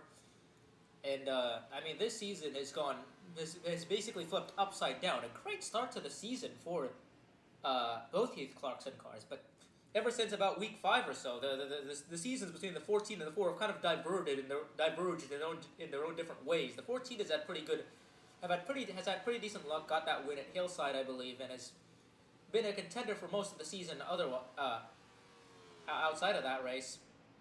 Meanwhile, the 4 has just been in a complete shambles. They've had all sorts of issues, both mechanical and crash related. And in the last month, things have really dropped to an all-time low as they've struggled to qualify over and over again. But right now, they're running second. They're sitting in second, and this would be a golden opportunity to prove everybody wrong right now. This Heath Clarkson team, I think both of the Heath Clarkson cars are able to win. I think the 4 has had race-winning speed for a little while now. It's just the luck has definitely been. The 4 has definitely had the short end of the stick in terms of luck in the last few months or so, and it's especially been true for the last few weeks. So, right now, given how well this race has been going for her, I think this is the 4's chance to make a mark on this series right now, and I think it will be her time come the end of the race. And with that, I think it's a good time to hand things back over to the booth. We'll take you over there where Echo and TBC will continue doing their commentary for the rest of the race. Hey TBC, you got a FanDuel fan pick up there? Um, honestly, I've been thinking about it during the race break, and honestly, I think my pick is going to be the number 4 right here. They've been up in the front all day. They've avoided most of the chaos. They've been close to some chaos, especially close to colliding with other cars, but that does not take off my suggestion of them being the driver to win this race towards the end of this event. Well, then I'm going to take the 66 of Ani Starchev. She's been fast all day. She has been aggressive all race, and she wants to make her mark, and I think that Starchev has exactly what it takes to make her mark in her first start and get a win in this 66 car. It would be absolutely amazing scenes for that team if they can get a new driver in the car and win right away. So, and I think she's got the pace, and I think she's got the right headspace to do it. I'm gonna take Ani Starchev. All right. And that's your FanDuel fan picks as we have 40 laps to go here from Michigan. Cassidy Jones just took the lead back while we were doing our fan picks. Isabella Smith is closing up on all these cars right now. The 15 car is really on the move right now. She's closed up to Fitzmaurice. Yeah, if that 15 hooks up with the 38 and tries to move their way back up to the leaders, that we could potentially set up for a 4-way battle for the win. And honestly, if we don't have another yellow, which honestly seems unlikely, but also not out of the question considering how these cars have been racing each other. But if we get another yellow, that's probably the best bet for all these cars to be rejoining each other again.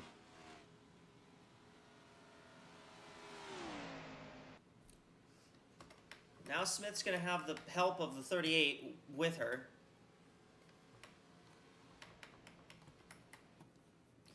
Jones and Starchev up here, 1-2. They've got the 55 Williams in between them and this group. These two, this 15 and the 38, but 15 and 38 are starting to battle each other now. 1538. I saw that. What's up? Hello. I don't think there is a 17 car in this series. That's rather unfortunate. There is in Cup, though, and there is a 38 in Cup, too, so. Hell yeah. Anyways, yeah, these two, I don't really know if they're really wanting to work with each other to try and draft. They're definitely, I don't think they understand this assignment here. They know that they need to work together to get back up front, but they don't really want to work together. And the more that they race side by side, the higher chance that they'll wash up into each other into turn 4, which is where most of the washing has happened, and then they'll end up washed by the end of this race. Well, I mean, they are in one of them is in a Chevy and one of them is in a Ford, so maybe it's a little bit of manufacturer rivalry. Is being told, hey, don't push that car that's not our manufacturer. I'm being told now that John Chevrolet and John Ford are radioing into those two, telling them to not push each other to the front.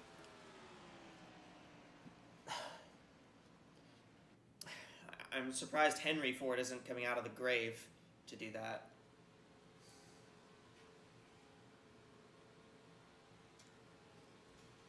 And now the 15's got a big gap, or starting to get a gap ahead of the 38, but now that lap traffic just ahead. Our leaders still appear to be swapping positions every so often, or at least they appear to be. They don't seem to be separated, at least right now. They're still battling each other for the lead, as now the 38 is going to take advantage of that lap traffic and get a huge gap ahead of the 15, like leaving them completely in the dust. Yeah, the 15's gotten stuck behind the 51 here. Finally, she'll get to the inside.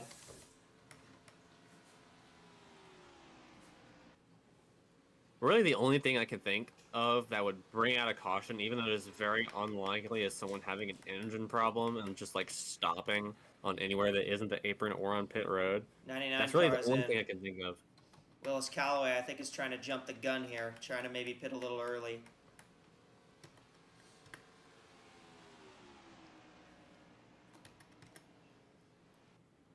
May see some side-by-side here for the race lead. Here comes Starchev in the 66 car to the inside on Jones, and she'll take it back here. These two look pretty evenly matched.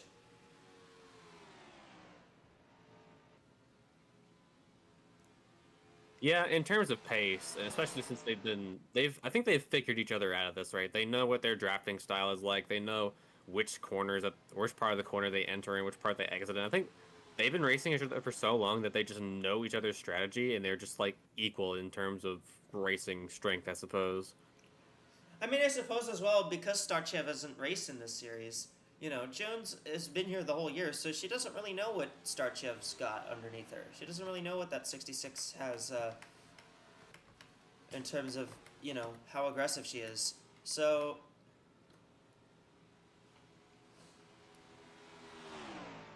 you know, if you're Jones, you know, you don't really have a lot of experience to fall back on aside from what you've learned in this race, and I think that might be key for her.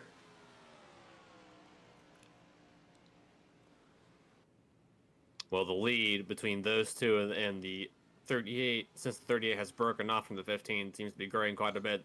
Even though they are battling for the lead, they are still technically still drafting each other, and that is causing them to go and pretty much just sail away from the rest of the crowd. Well, the 38 and the 15 keep battling each other, and they also got stuck behind the 55 for a little bit there. So got stuck behind the lap car. And then, I mean, well, everyone else is just so far back. That is 3 wide right there. That was very close contact between the 54 and the 5 as well. That could have been a caution, potentially. If there's going to be a caution anywhere, I think it's going to be here, in this group.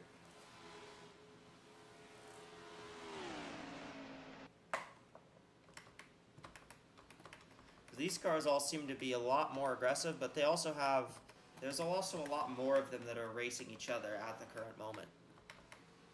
I'm expecting pit stops around lap 125 to lap 130. That's when we're probably going to see cars come down pit road. There's Karina Willis-Callaway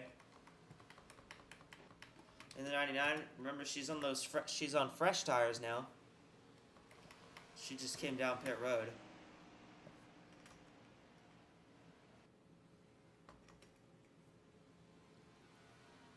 Another Smith. big dive down. Wow, That was okay. a bold move. I was very surprised that she was actually clear.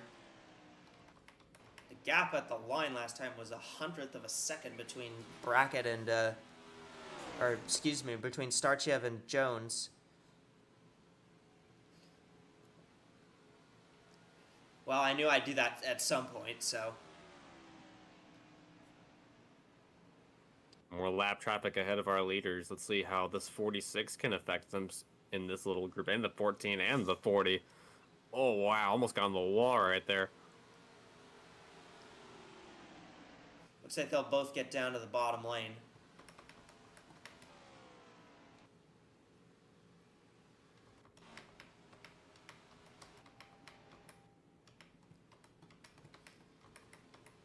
There's the battle. 8th place is at stake between Davis and Shelby.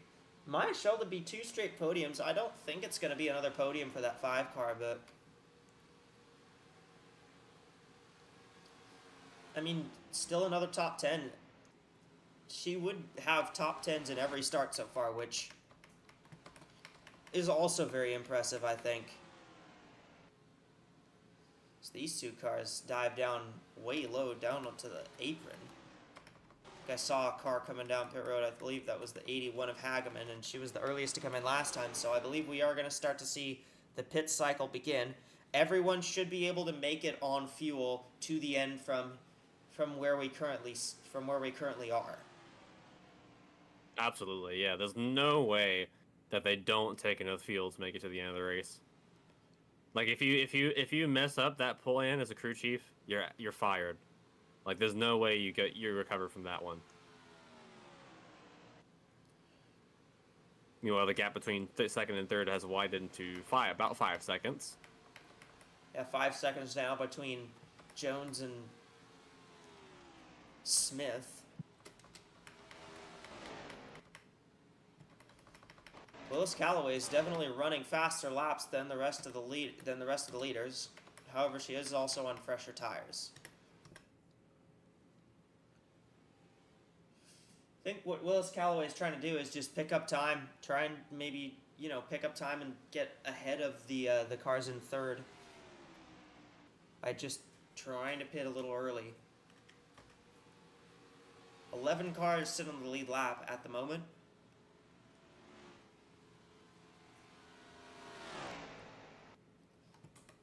As Jones looks to the inside on Starchev once more. We'll see our final cycle of pit stops starting here in pretty much any minute now. But not yet. Any second now. Not yet for the front two. That 46 really holding up the rest of the lap traffic that's faster than them.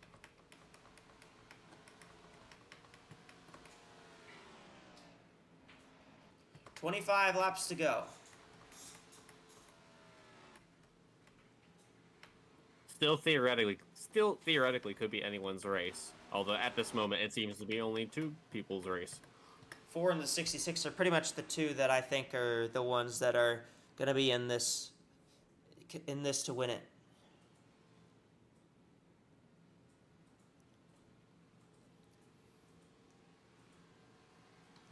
It depends on where everybody cycles out, as the 38 of Fitzmaurice is down pit road. 38 car coming in.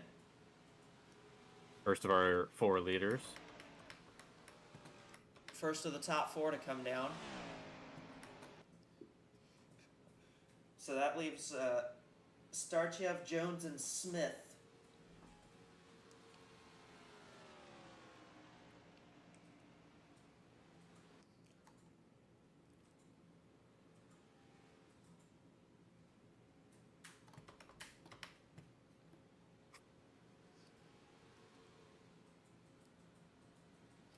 This is a bit of an interesting battle. Cassidy Jones takes the lead back. And yeah, Fitzmaurice does get lapped on pit road, but this track is just so fast that that's how it goes. Well, if you want a track with tire wear, don't miss next week, because we're going to the 3/4 mile oval in Mexico, Aguascalientes. Oh, sorry, 7/8 of a mile oval, Aguascalientes, Mexico. It's a D-shaped oval, shaped kind of like Richmond, but it is such a fun track. The tires wear out so fast there.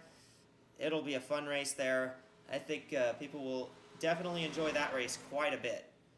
That's going to be a very goofy race, I can tell from just hearing about it.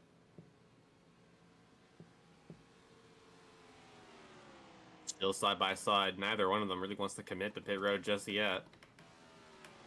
It's really a toss-up to guess on which one will. Still, they're trying to get out for as long as they can. And they're trying to last as long as they can here, and I'm not sure that that's the play.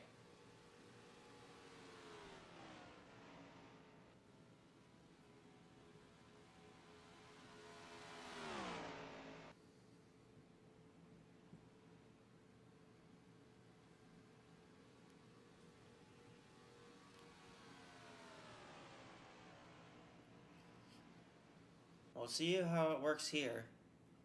I think they're both coming in. Yep. Both of these cars are in. All right. Well, they're going to be in at the same time. Smith is going to stay out an extra lap.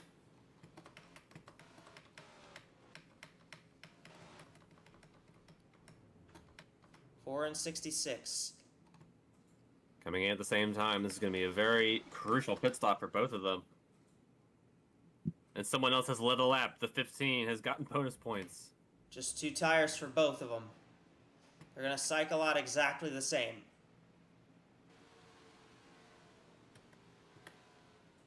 It's going to be almost a drag race coming off of pit road right here. 66 and 4 cycle out pretty much in the same spot as before. 15 is down pit road. Isabella Smith now in.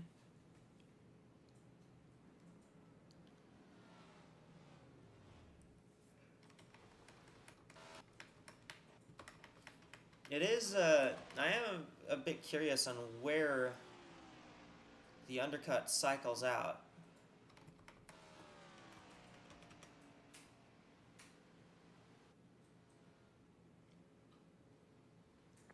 Yeah, that'll be definitely be interesting to look at because they'll either really hurt their position or they'll really benefit their position. And I want to see if it'll actually do either or.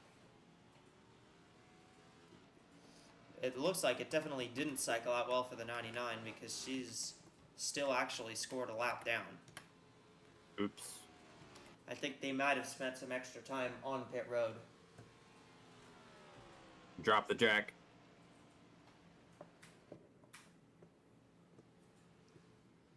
So Starchev's still the well, I don't believe she's the leader.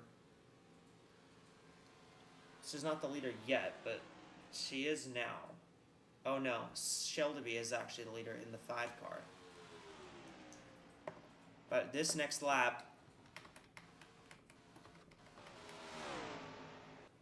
Starchev will cycle through, battling with Jones for the race lead. That will be the battle for the lead.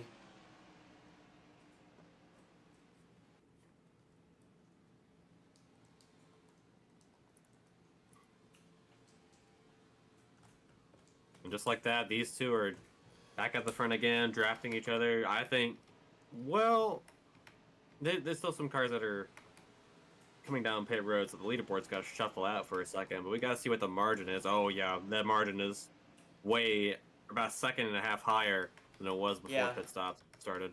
So, yeah, it doesn't look like they helped the 15 or the 38 much. Actually, the 15 is much farther ahead than the 38 is now. I wonder if maybe the overcut might be more beneficial here, but I don't know. I think it's going to be down to these two though, unless something happens. A locked third place position for that 15, unless like you said, something happens. I mean, a caution can change everything. Jones to the inside, and she will try to take the lead from Starchev.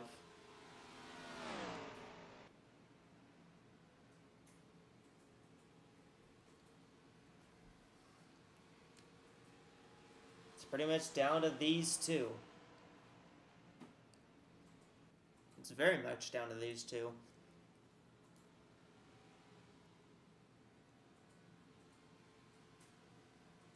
But Jones now out front with 15 laps to go. As we've just completed our final pit cycle.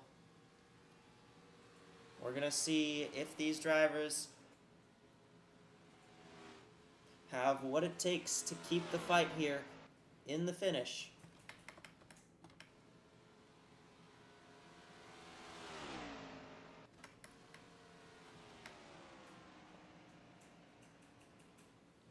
Starchev looks to the inside, and she's going to grab that lead spot right back from Jones.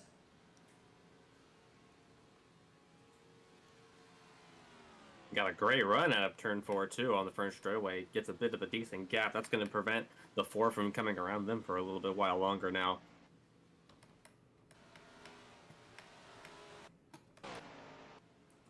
Oh, but that lap car though. But she's now going to get drilled behind this 51. Uh-oh. Oh no, the 4. 4 pins are behind. You gotta get out of there. Get out of there. No. It might be over now. She'll finally get through. Oh, maybe not. It's not too much of a gap as I thought it was. Just gotta get that draft again, though. That's pretty recoverable, I think. Yeah. 0.6 of a second, that's not the worst. That's pretty recoverable. I mean, we've seen recoveries from about 1 to 2 seconds back, so this is not over by any means. Fighting for 7th back here, there's Davenport and Davis. Again, Naomi Davenport running in the top 10. And she's managed to keep this car in the top 10 to the end of the race here. As long as nothing happens to that car, she will have her 7th consecutive top 10 finish. Look at that. Here comes the 66. Looking for the race lead already. Once again, like I was thinking, that draft really helped. It was absolutely possible for that 66 to get back up here. They're still side by side, but they got more lap traffic just a little bit ahead. 65 right here. Yeah, 65 with Tanya Gray. Actually, she's on the lead lap right now, so the next car to go 1 lap down. She'd be the next car to go 1 lap down if if there's not another caution before they would put her lap down. Starchev now once again out in front. As we have reached our Windows 11 to go, the 96 has come down pit road, so is the 51. That appears to be pretty, I'm pretty sure that's scheduled.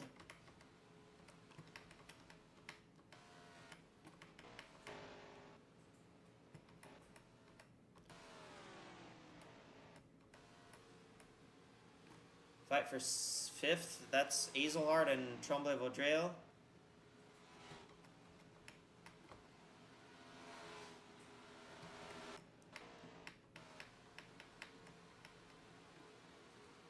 They're going to lap the 65, so 10 cars remain on the lead lap, and I don't think we're going to see...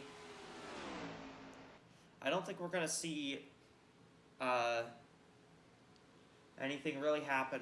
I don't think we're going to see them lap any more cars that are currently on the lead lap.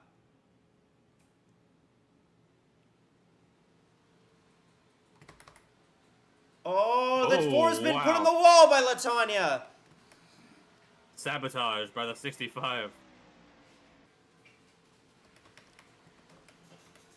And that's going to extend the lead of that 66 car greatly. And they still got to navigate around the 65 to get back up in front. So I think, if nothing else happens, that 66 is running home to victory lane right now.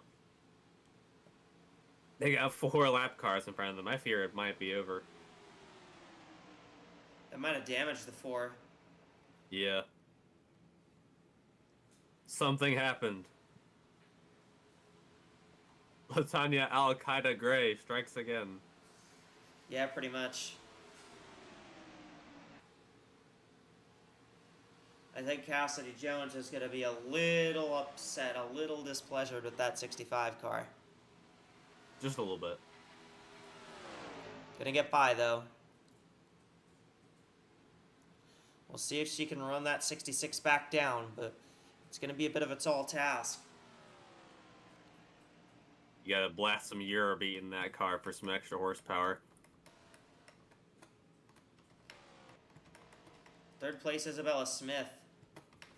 Probably going to hang on to that podium, barring a catastrophe.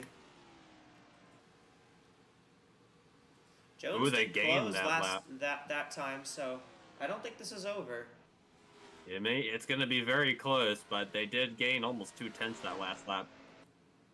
If they keep getting at that rate, they might make it in time, but I just don't know if they can make it there in time. She was also held up for a decent portion of that lap, so I think we're going to see a little bit more... a little bit of a better lap out of her this time, although I don't know. She did slip quite a bit in 3 and 4 there. A little gain. But I think that slip in 3 and 4 really hurt her. Starchev trying to hang on to this victory.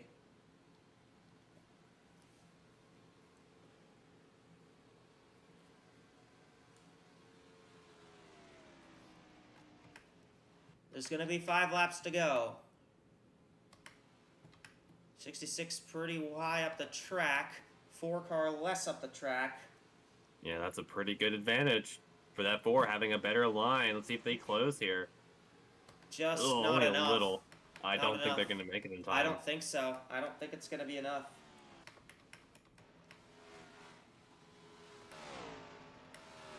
There is lap traffic, though, that the 66 is going to have to deal with. That could be what the 4 needs here.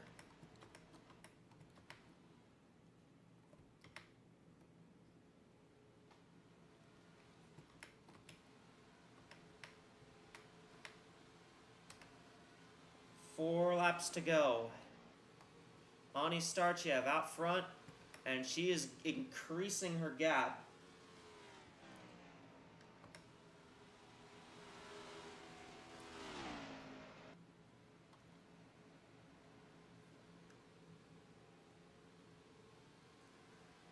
And now she's starting to close in on this lap traffic, and I think having the draft off the lap cars is helping, but Now it might not help because now she's going to be stuck trying to get by them. That's going to be a real kicker right here. This is probably going to be where that 4, this is where the 4 needs to make up that time. See what the gap is now. I think the gap's way lower now. No. Oh, no. It's Larger. higher.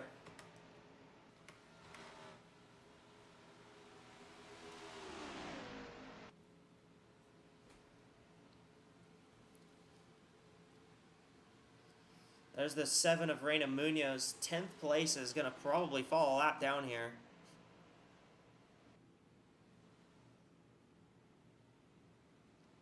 Two laps to go. We are deep enough to the point where a caution would just end the race now, so. And yeah, more time gained for the 66. It's over, I think. Unless something catastrophic happens to the 66 mechanically. I think it's over. I thought they were slowing down for a second. I was like, uh-oh. Uh-oh. Uh-oh, she's slowing, isn't she?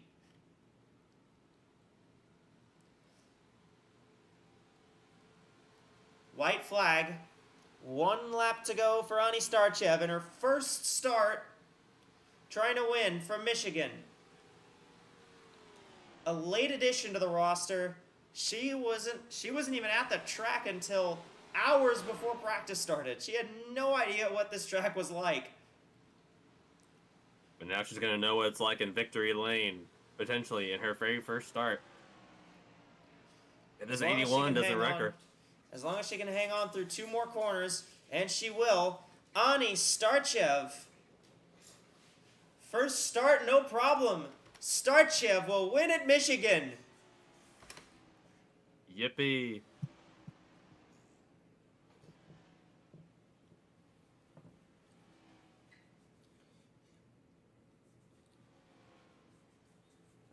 Jones finishes second.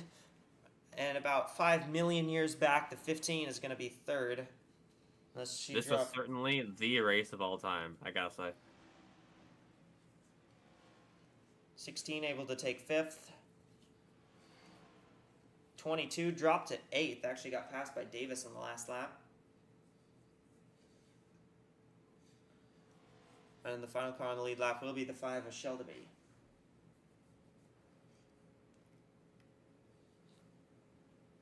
Well, that was a fun race. I quite liked that. Bit chaotic at the start, but at the end, you know, that very long green flag run at the end, I feel like really saved this race. It was very fun to watch them continue to battle for the lead through all of that. I agree. Yeah, I think it was pretty fun watching those two go back to back. I mean, when they got split up, I think we all knew who was going to win towards the end once they got split up, but like, it was pretty fun before that. Oh yeah. And you know, it was genuinely close until I think it was genuinely close, and I think it probably would have been a battle if the 4 didn't have that wall contact. Well, I'm gonna send you all back down to the FanDuel Fan Studio for the post-race show here from Michigan International Speedway. Ani Starchev, first career start, first career win here.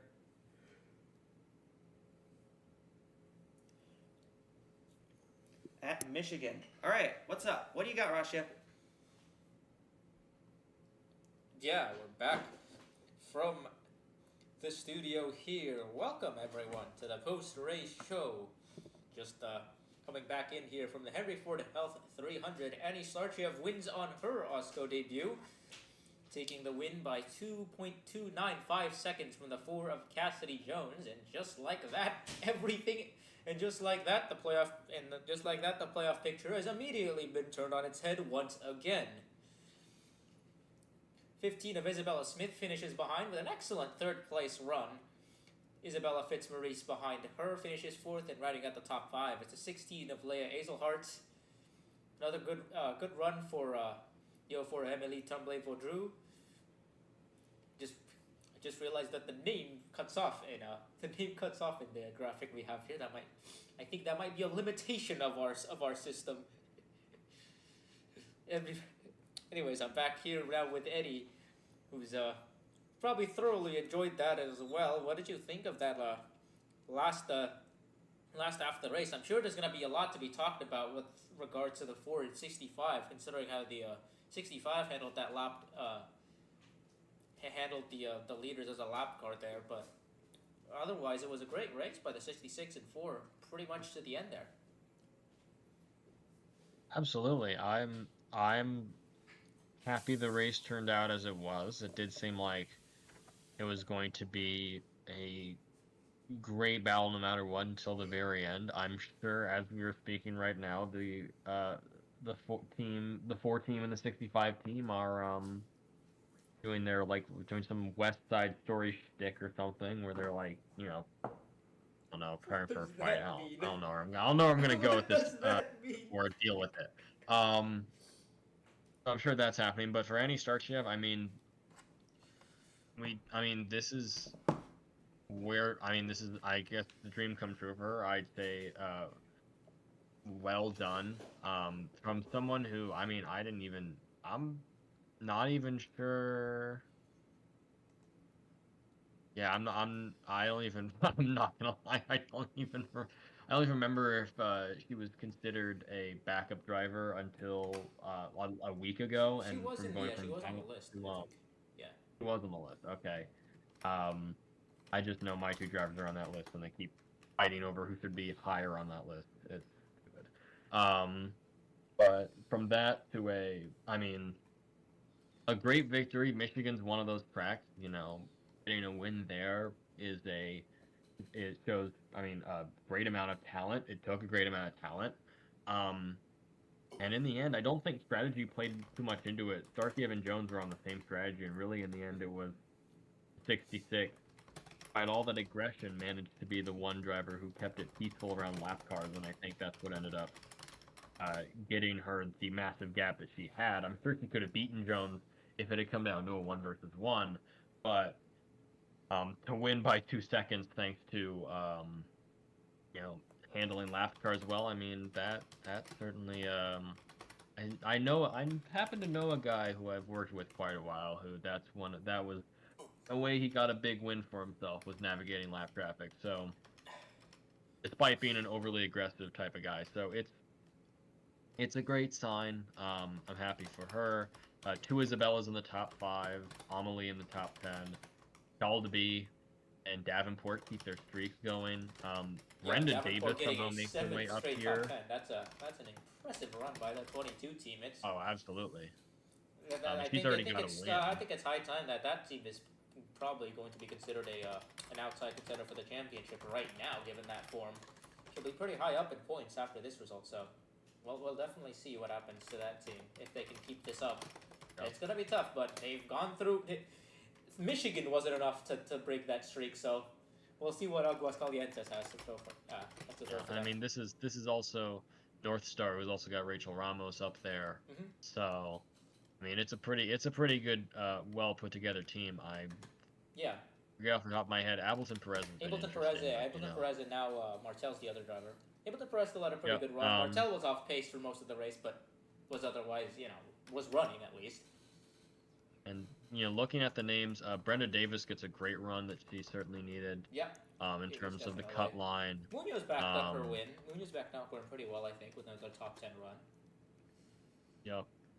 Trying to look at some of the other names up here that may have helped themselves out, but I think a lot of these drivers, outside of Cassidy certainly got the help, but Isabella Smith, actually Isabella Smith's also not on the cut line graphic that we Isabella were shown Smith earlier. Is far from the cut line graphic for a very good reason. Yes. So that's this is two drivers on the podium. First top 5 of the season, and first top 10 since all the way down since Las Vegas. So that's how well she's been waiting for another good result. Big winner today, Leia Easelhart gets a top 5. She's only 34 points back the cut line. I'm sure this will get her. This should jump her. Crucially, would also jump her above her teammate Jennifer Wilson at 60 probably. And considering Oswald and Quinton are not great races either.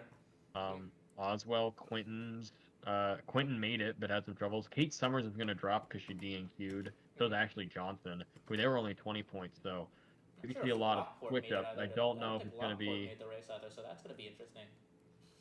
Yeah. So a lot of the drivers who really need to get in there. Again, this is what happens when you have Charlie McCarron in that caught off a lap, which didn't help McCarron because she got caught up in the earlier wreck. So maybe if she had actually put together a good time, she could have avoided that. But regardless, we're going to see a lot of cut line shenaniganery in the after this. But we're also going to see, the big thing being that a driver who has only raced one race, and if she holds on and will be able to, and will only drive. What race is this? This is the 18th race of the season, so we'll only drive 23 races out of the 40 races on the calendar. Will have a chance at the championship. I mean, we expected some level of attrition in terms of driver rotations and whatnot in this series, but I'm not sure if we expected it to this extent. No, I don't think anyone did. Then again, this is also, Continental. Teams are going to try out different drivers, because you really never know whether a driver, but a lot of these drivers are really new. Plus, have the, I guess, obvious thing that a lot of these drivers, as we've seen, are able to be moved around, and teams are also going to have to deal with the fact that cup teams are always watching. The good drivers might not be here next year, so they got to figure out what their plan. There's definitely quite a few. Yeah, I think there's definitely quite a few drivers that I think right now it would be a good time to start thinking. If you're a driver in the top 5, top 10 in points, you definitely want to start thinking about cup prospects right now, because there's a lot of teams in cup that are starting to look at Continental right now. And if you're a driver that's looking up high in that top 5, I was gonna say, obviously Eliza Evergreen would have been one of those drivers, but that's kind of out of the window now. But if you're a Deborah Williams, you're Vinnie Schultz, you're Freya von Lundqvist, those are drivers I think who teams will definitely be looking at for promotion to the series. And I mean, Starchev definitely made her case early on already. We'll see how she does in the rest of the season, but if she performs like that for the rest of the way, I think she's another driver that could potentially be a name with an outside chance at a cup ride. I mean, I've heard some things as well about Sheldaby. So, and given that we're only 3 races into her career in AWSCO right now, I think it's the right time for a driver to come in and make a really good first impression, I think. Oh yeah, absolutely. And I mean, yeah. What else is there to say? Starkiev pulls off something nobody expected, a maiden race victory here in the Continental Series. Hopefully the first, hopefully not the last, is I hope, for the drivers I'm dealing with. A lot of good showings out of the newer drivers. A lot of drivers, unfortunately, having to deal with other people causing issues. And yeah, I actually made it through the entirety of a race. Maybe my probation period's over and I can go back to doing this more normal. This is an amazing achievement, guys. Everyone, this is a very important achievement, and Eddie has made it to the end of a race. Without cursing too. This is true. This didn't even happen before you were in probation. So this is a massive achievement for him. Yeah. Don't clap. I better not hear you people clapping. No, you I see you, cameraman. You are not clapping. I see you raising your hands right now. Put them down. Alrighty. But yeah, I mean, I guess it'd be a good time to look at the schedule going ahead. Obviously, Continental's going to have a lot of short tracks. You mentioned Aguascalientes coming up. That's a high dig oval with a lot of tire wear. I mean, you got 4 straight races under a mile, and then you get to New Hampshire, which is a flat track. Which is a flat track that's kind of like a road course, basically. Mm-hmm. Very little banking. That one's gonna be interesting. What I want to think about. in this case is what's going through the mind of, because a driver who's done well in the short tracks, and we talked about Maya Scaldaby. Yeah. To watch a new driver come in and win a race, you gotta believe he's going to be racing. I mean, just as probably the most aggressive we're gonna see her in her career, at least the Aguas Calientes and beyond. Yeah, because I think, she's gotta believe she can win a short track race and lock yeah, I think herself so, into the playoff definitely. if Turkiev can. I mean, So if you watch look out at the for rest of the number schedule. 5. Go ahead. Oh no, yeah, no. Yeah, Watch I mean, out if for you look at, Turkiev. The rest. yeah, I mean, if you look at the rest of the schedule, it's mostly short tracks. The only real fast tracks are Chicagoland, arguably Darlington, and Pensacola. And Pensacola and Darlington are right at the end of the regular season. But if you look at the rest of the regular season, it's short tracks all the way. Evergreen, Five Flags, Memphis, obviously. You have Echo Energy International at Surrey. You have IRP. Iowa's a weird case, where it's kind of a slightly faster short track, but it's still kind of short. Yep. Richmond, obviously, is a classic short track. You see a lot of stock car racing there. So, I mean, that's the kind of thing. Right now, if you're a short track ace, you're probably going to be feasting for quite a while here. And this might be your best chance to get some wins. If you're not in the playoffs, to get a win and get in. If you do have a win, to get some wins and maybe build up a bit of an advantage for the playoffs. Yep. Absolutely. This is gonna be. I mean, this is also crunch time for the drivers who have been sort of middle of the road and standings and in short tracks, because again, short tracks, you're gonna need their certain strategies to each one. Some drivers might be looking for the win. Some drivers might be just looking to point their way in. So it's gonna be a fight just in those areas, just to kind of get what you need to do to survive, at least. Either the points, either through the point standings or by winning, and that means we're probably going to see a lot of drivers trying something different or going all in on something, and I want to see how that goes, because I assume it's going to go one way and not the other. Yeah, I'm still kind of semi-recovering from that one Bristol. No, it was South Boston. I forgot. It was the South Boston race that I called. Oh wait, no, I also called the Bristol race here, which that one was a trip as well. So, short track racing in Continental. Those words shouldn't really scare you, but they're starting to scare me, and so take that as you will. I mean, I think these drivers are only going to get more aggressive as time goes on, especially with playoff spots on the line right now. But, well, we'll just have to see, of course. But, I mean, considering the races, the kind of close racing we've had at the short tracks here in the Continental Series, I wouldn't be surprised if things start getting pushed a little bit. The envelope starts getting pushed, and, we start seeing, start seeing more aggressive moves being made. And, of course, we can't forget about our regular season finale at Pensacola. That's going to be that's going to be a completely different thing altogether. We'll get there. We'll get to that when we get there. But that's going to be basically an everybody, an all-out shootout, because everyone's going to have a chance there. Absolutely. Yeah, I mean, you see the points being calculated here. I'm getting a. We're starting to get that. Oh, Karina Willis Callaway had the fastest lap. Did she?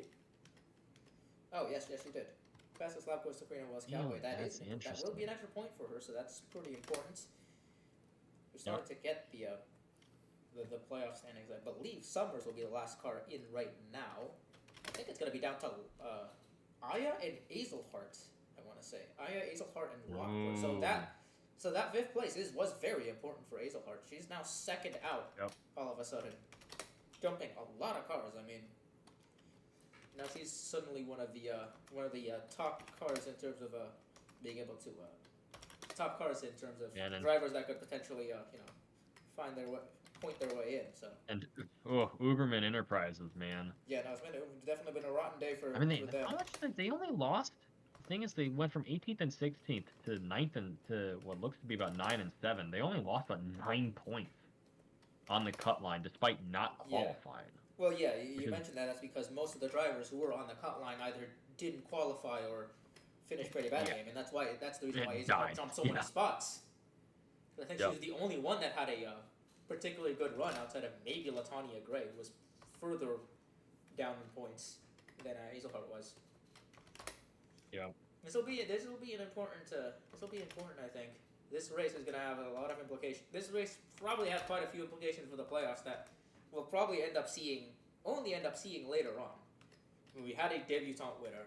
We've had a big point swings already. We've either way, I think, based on the two cars that were running, that were fighting for the win, we would have had a bit of a gate crasher at least, because Cassidy Jones is similarly far down in points. I think about 35th or so. Obviously, Starchiev driving that up. And I guess Gulf Racing, for all their issues, specifically in not being able to get a driver with a win, being kind of the four-car Chevy team that's been kind of middle of the road so far. They get a reprieve from losing they lose one of their playoff drivers, and yet at the same time they gain one almost immediately. Picked back up, immediately picked it back up and gained the win. So yeah, good result for the Gulf cars. Obviously with a double top 5, with that with Hazelhart rounding out in 5th place.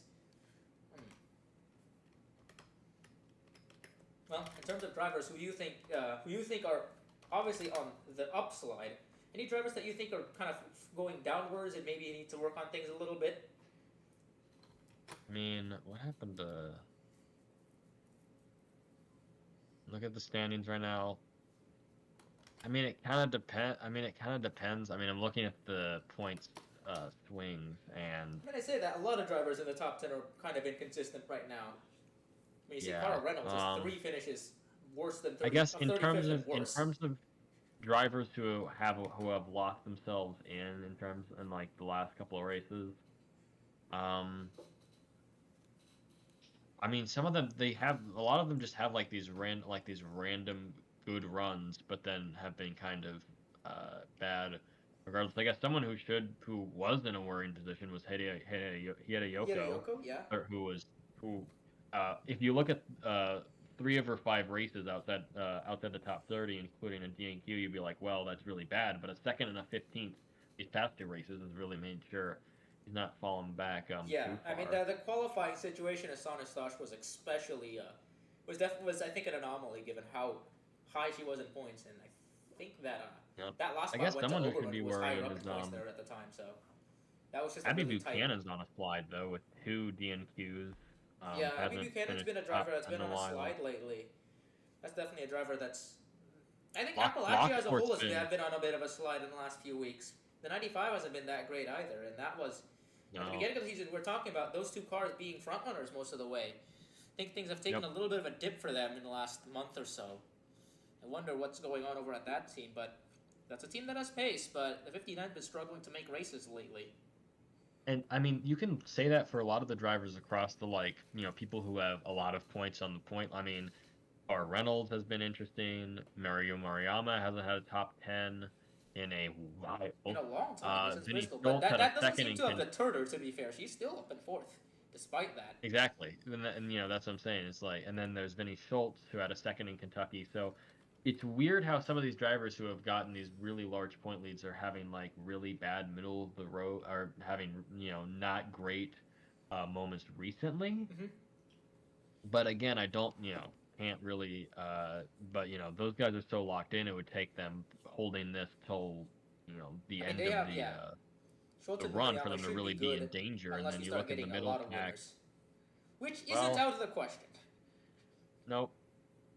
I mean, you also look at drivers like, and then there are the drivers sort of just beyond the cutoff who are having interesting runs. You look at the batch of Quentin, Oswell, and Gray, we have 8, who in the last 5 races have not gotten a top 10. But then again, they're drivers with a combined 5 total top 10s. So you're like, well, kind of where they're, I guess, supposed to be. guess it'd be interesting to really compare it. I mean, Azelhart was on a slide until today. Yeah, Hazel Power struggled to make races until today, but again, just like that, just like on a flick of a switch, a good top 5 run, Yep. and she's right back where she was, right on the cutoff line. And that's how things. That's just how quickly things change in this series. I think that's a good note to end our post race show on. In this series, things change very quickly, and I think we've seen Yeah. we've seen that in basically every way in the last week or so, given just how much of an upheaval we've had in the run up to this race and in this race as well. And with that, I think it's time to wrap up our post race show. It's been a pleasure having you back for a whole race, Eddie. Do hope to see you again, hopefully very soon. And with that, we'll send you over back to Echo, who will wrap up the broadcast for everyone. Go ahead. Yeah, and a very fun race here from Michigan. We got the Cup race tomorrow. Cup is going to be super fun tomorrow. The Henry Ford Health 400. We go 50 extra laps than we went today. And then next week, in the Continental Series, we're at Aguas Calientes, the 7/8 of a mile D-shaped oval in Mexico. And then the Autodromo Hermanos Rodriguez in the Cup Series for, I don't remember the race name. I think it's the Telcel 400 at Mexico City. So I hope to see you there in the beautiful country of Mexico, and tomorrow in the beautiful state of Michigan. All right, on behalf of Eddie, TPC, and Rasha, I'm Echo. Thank you so much for joining. See ya.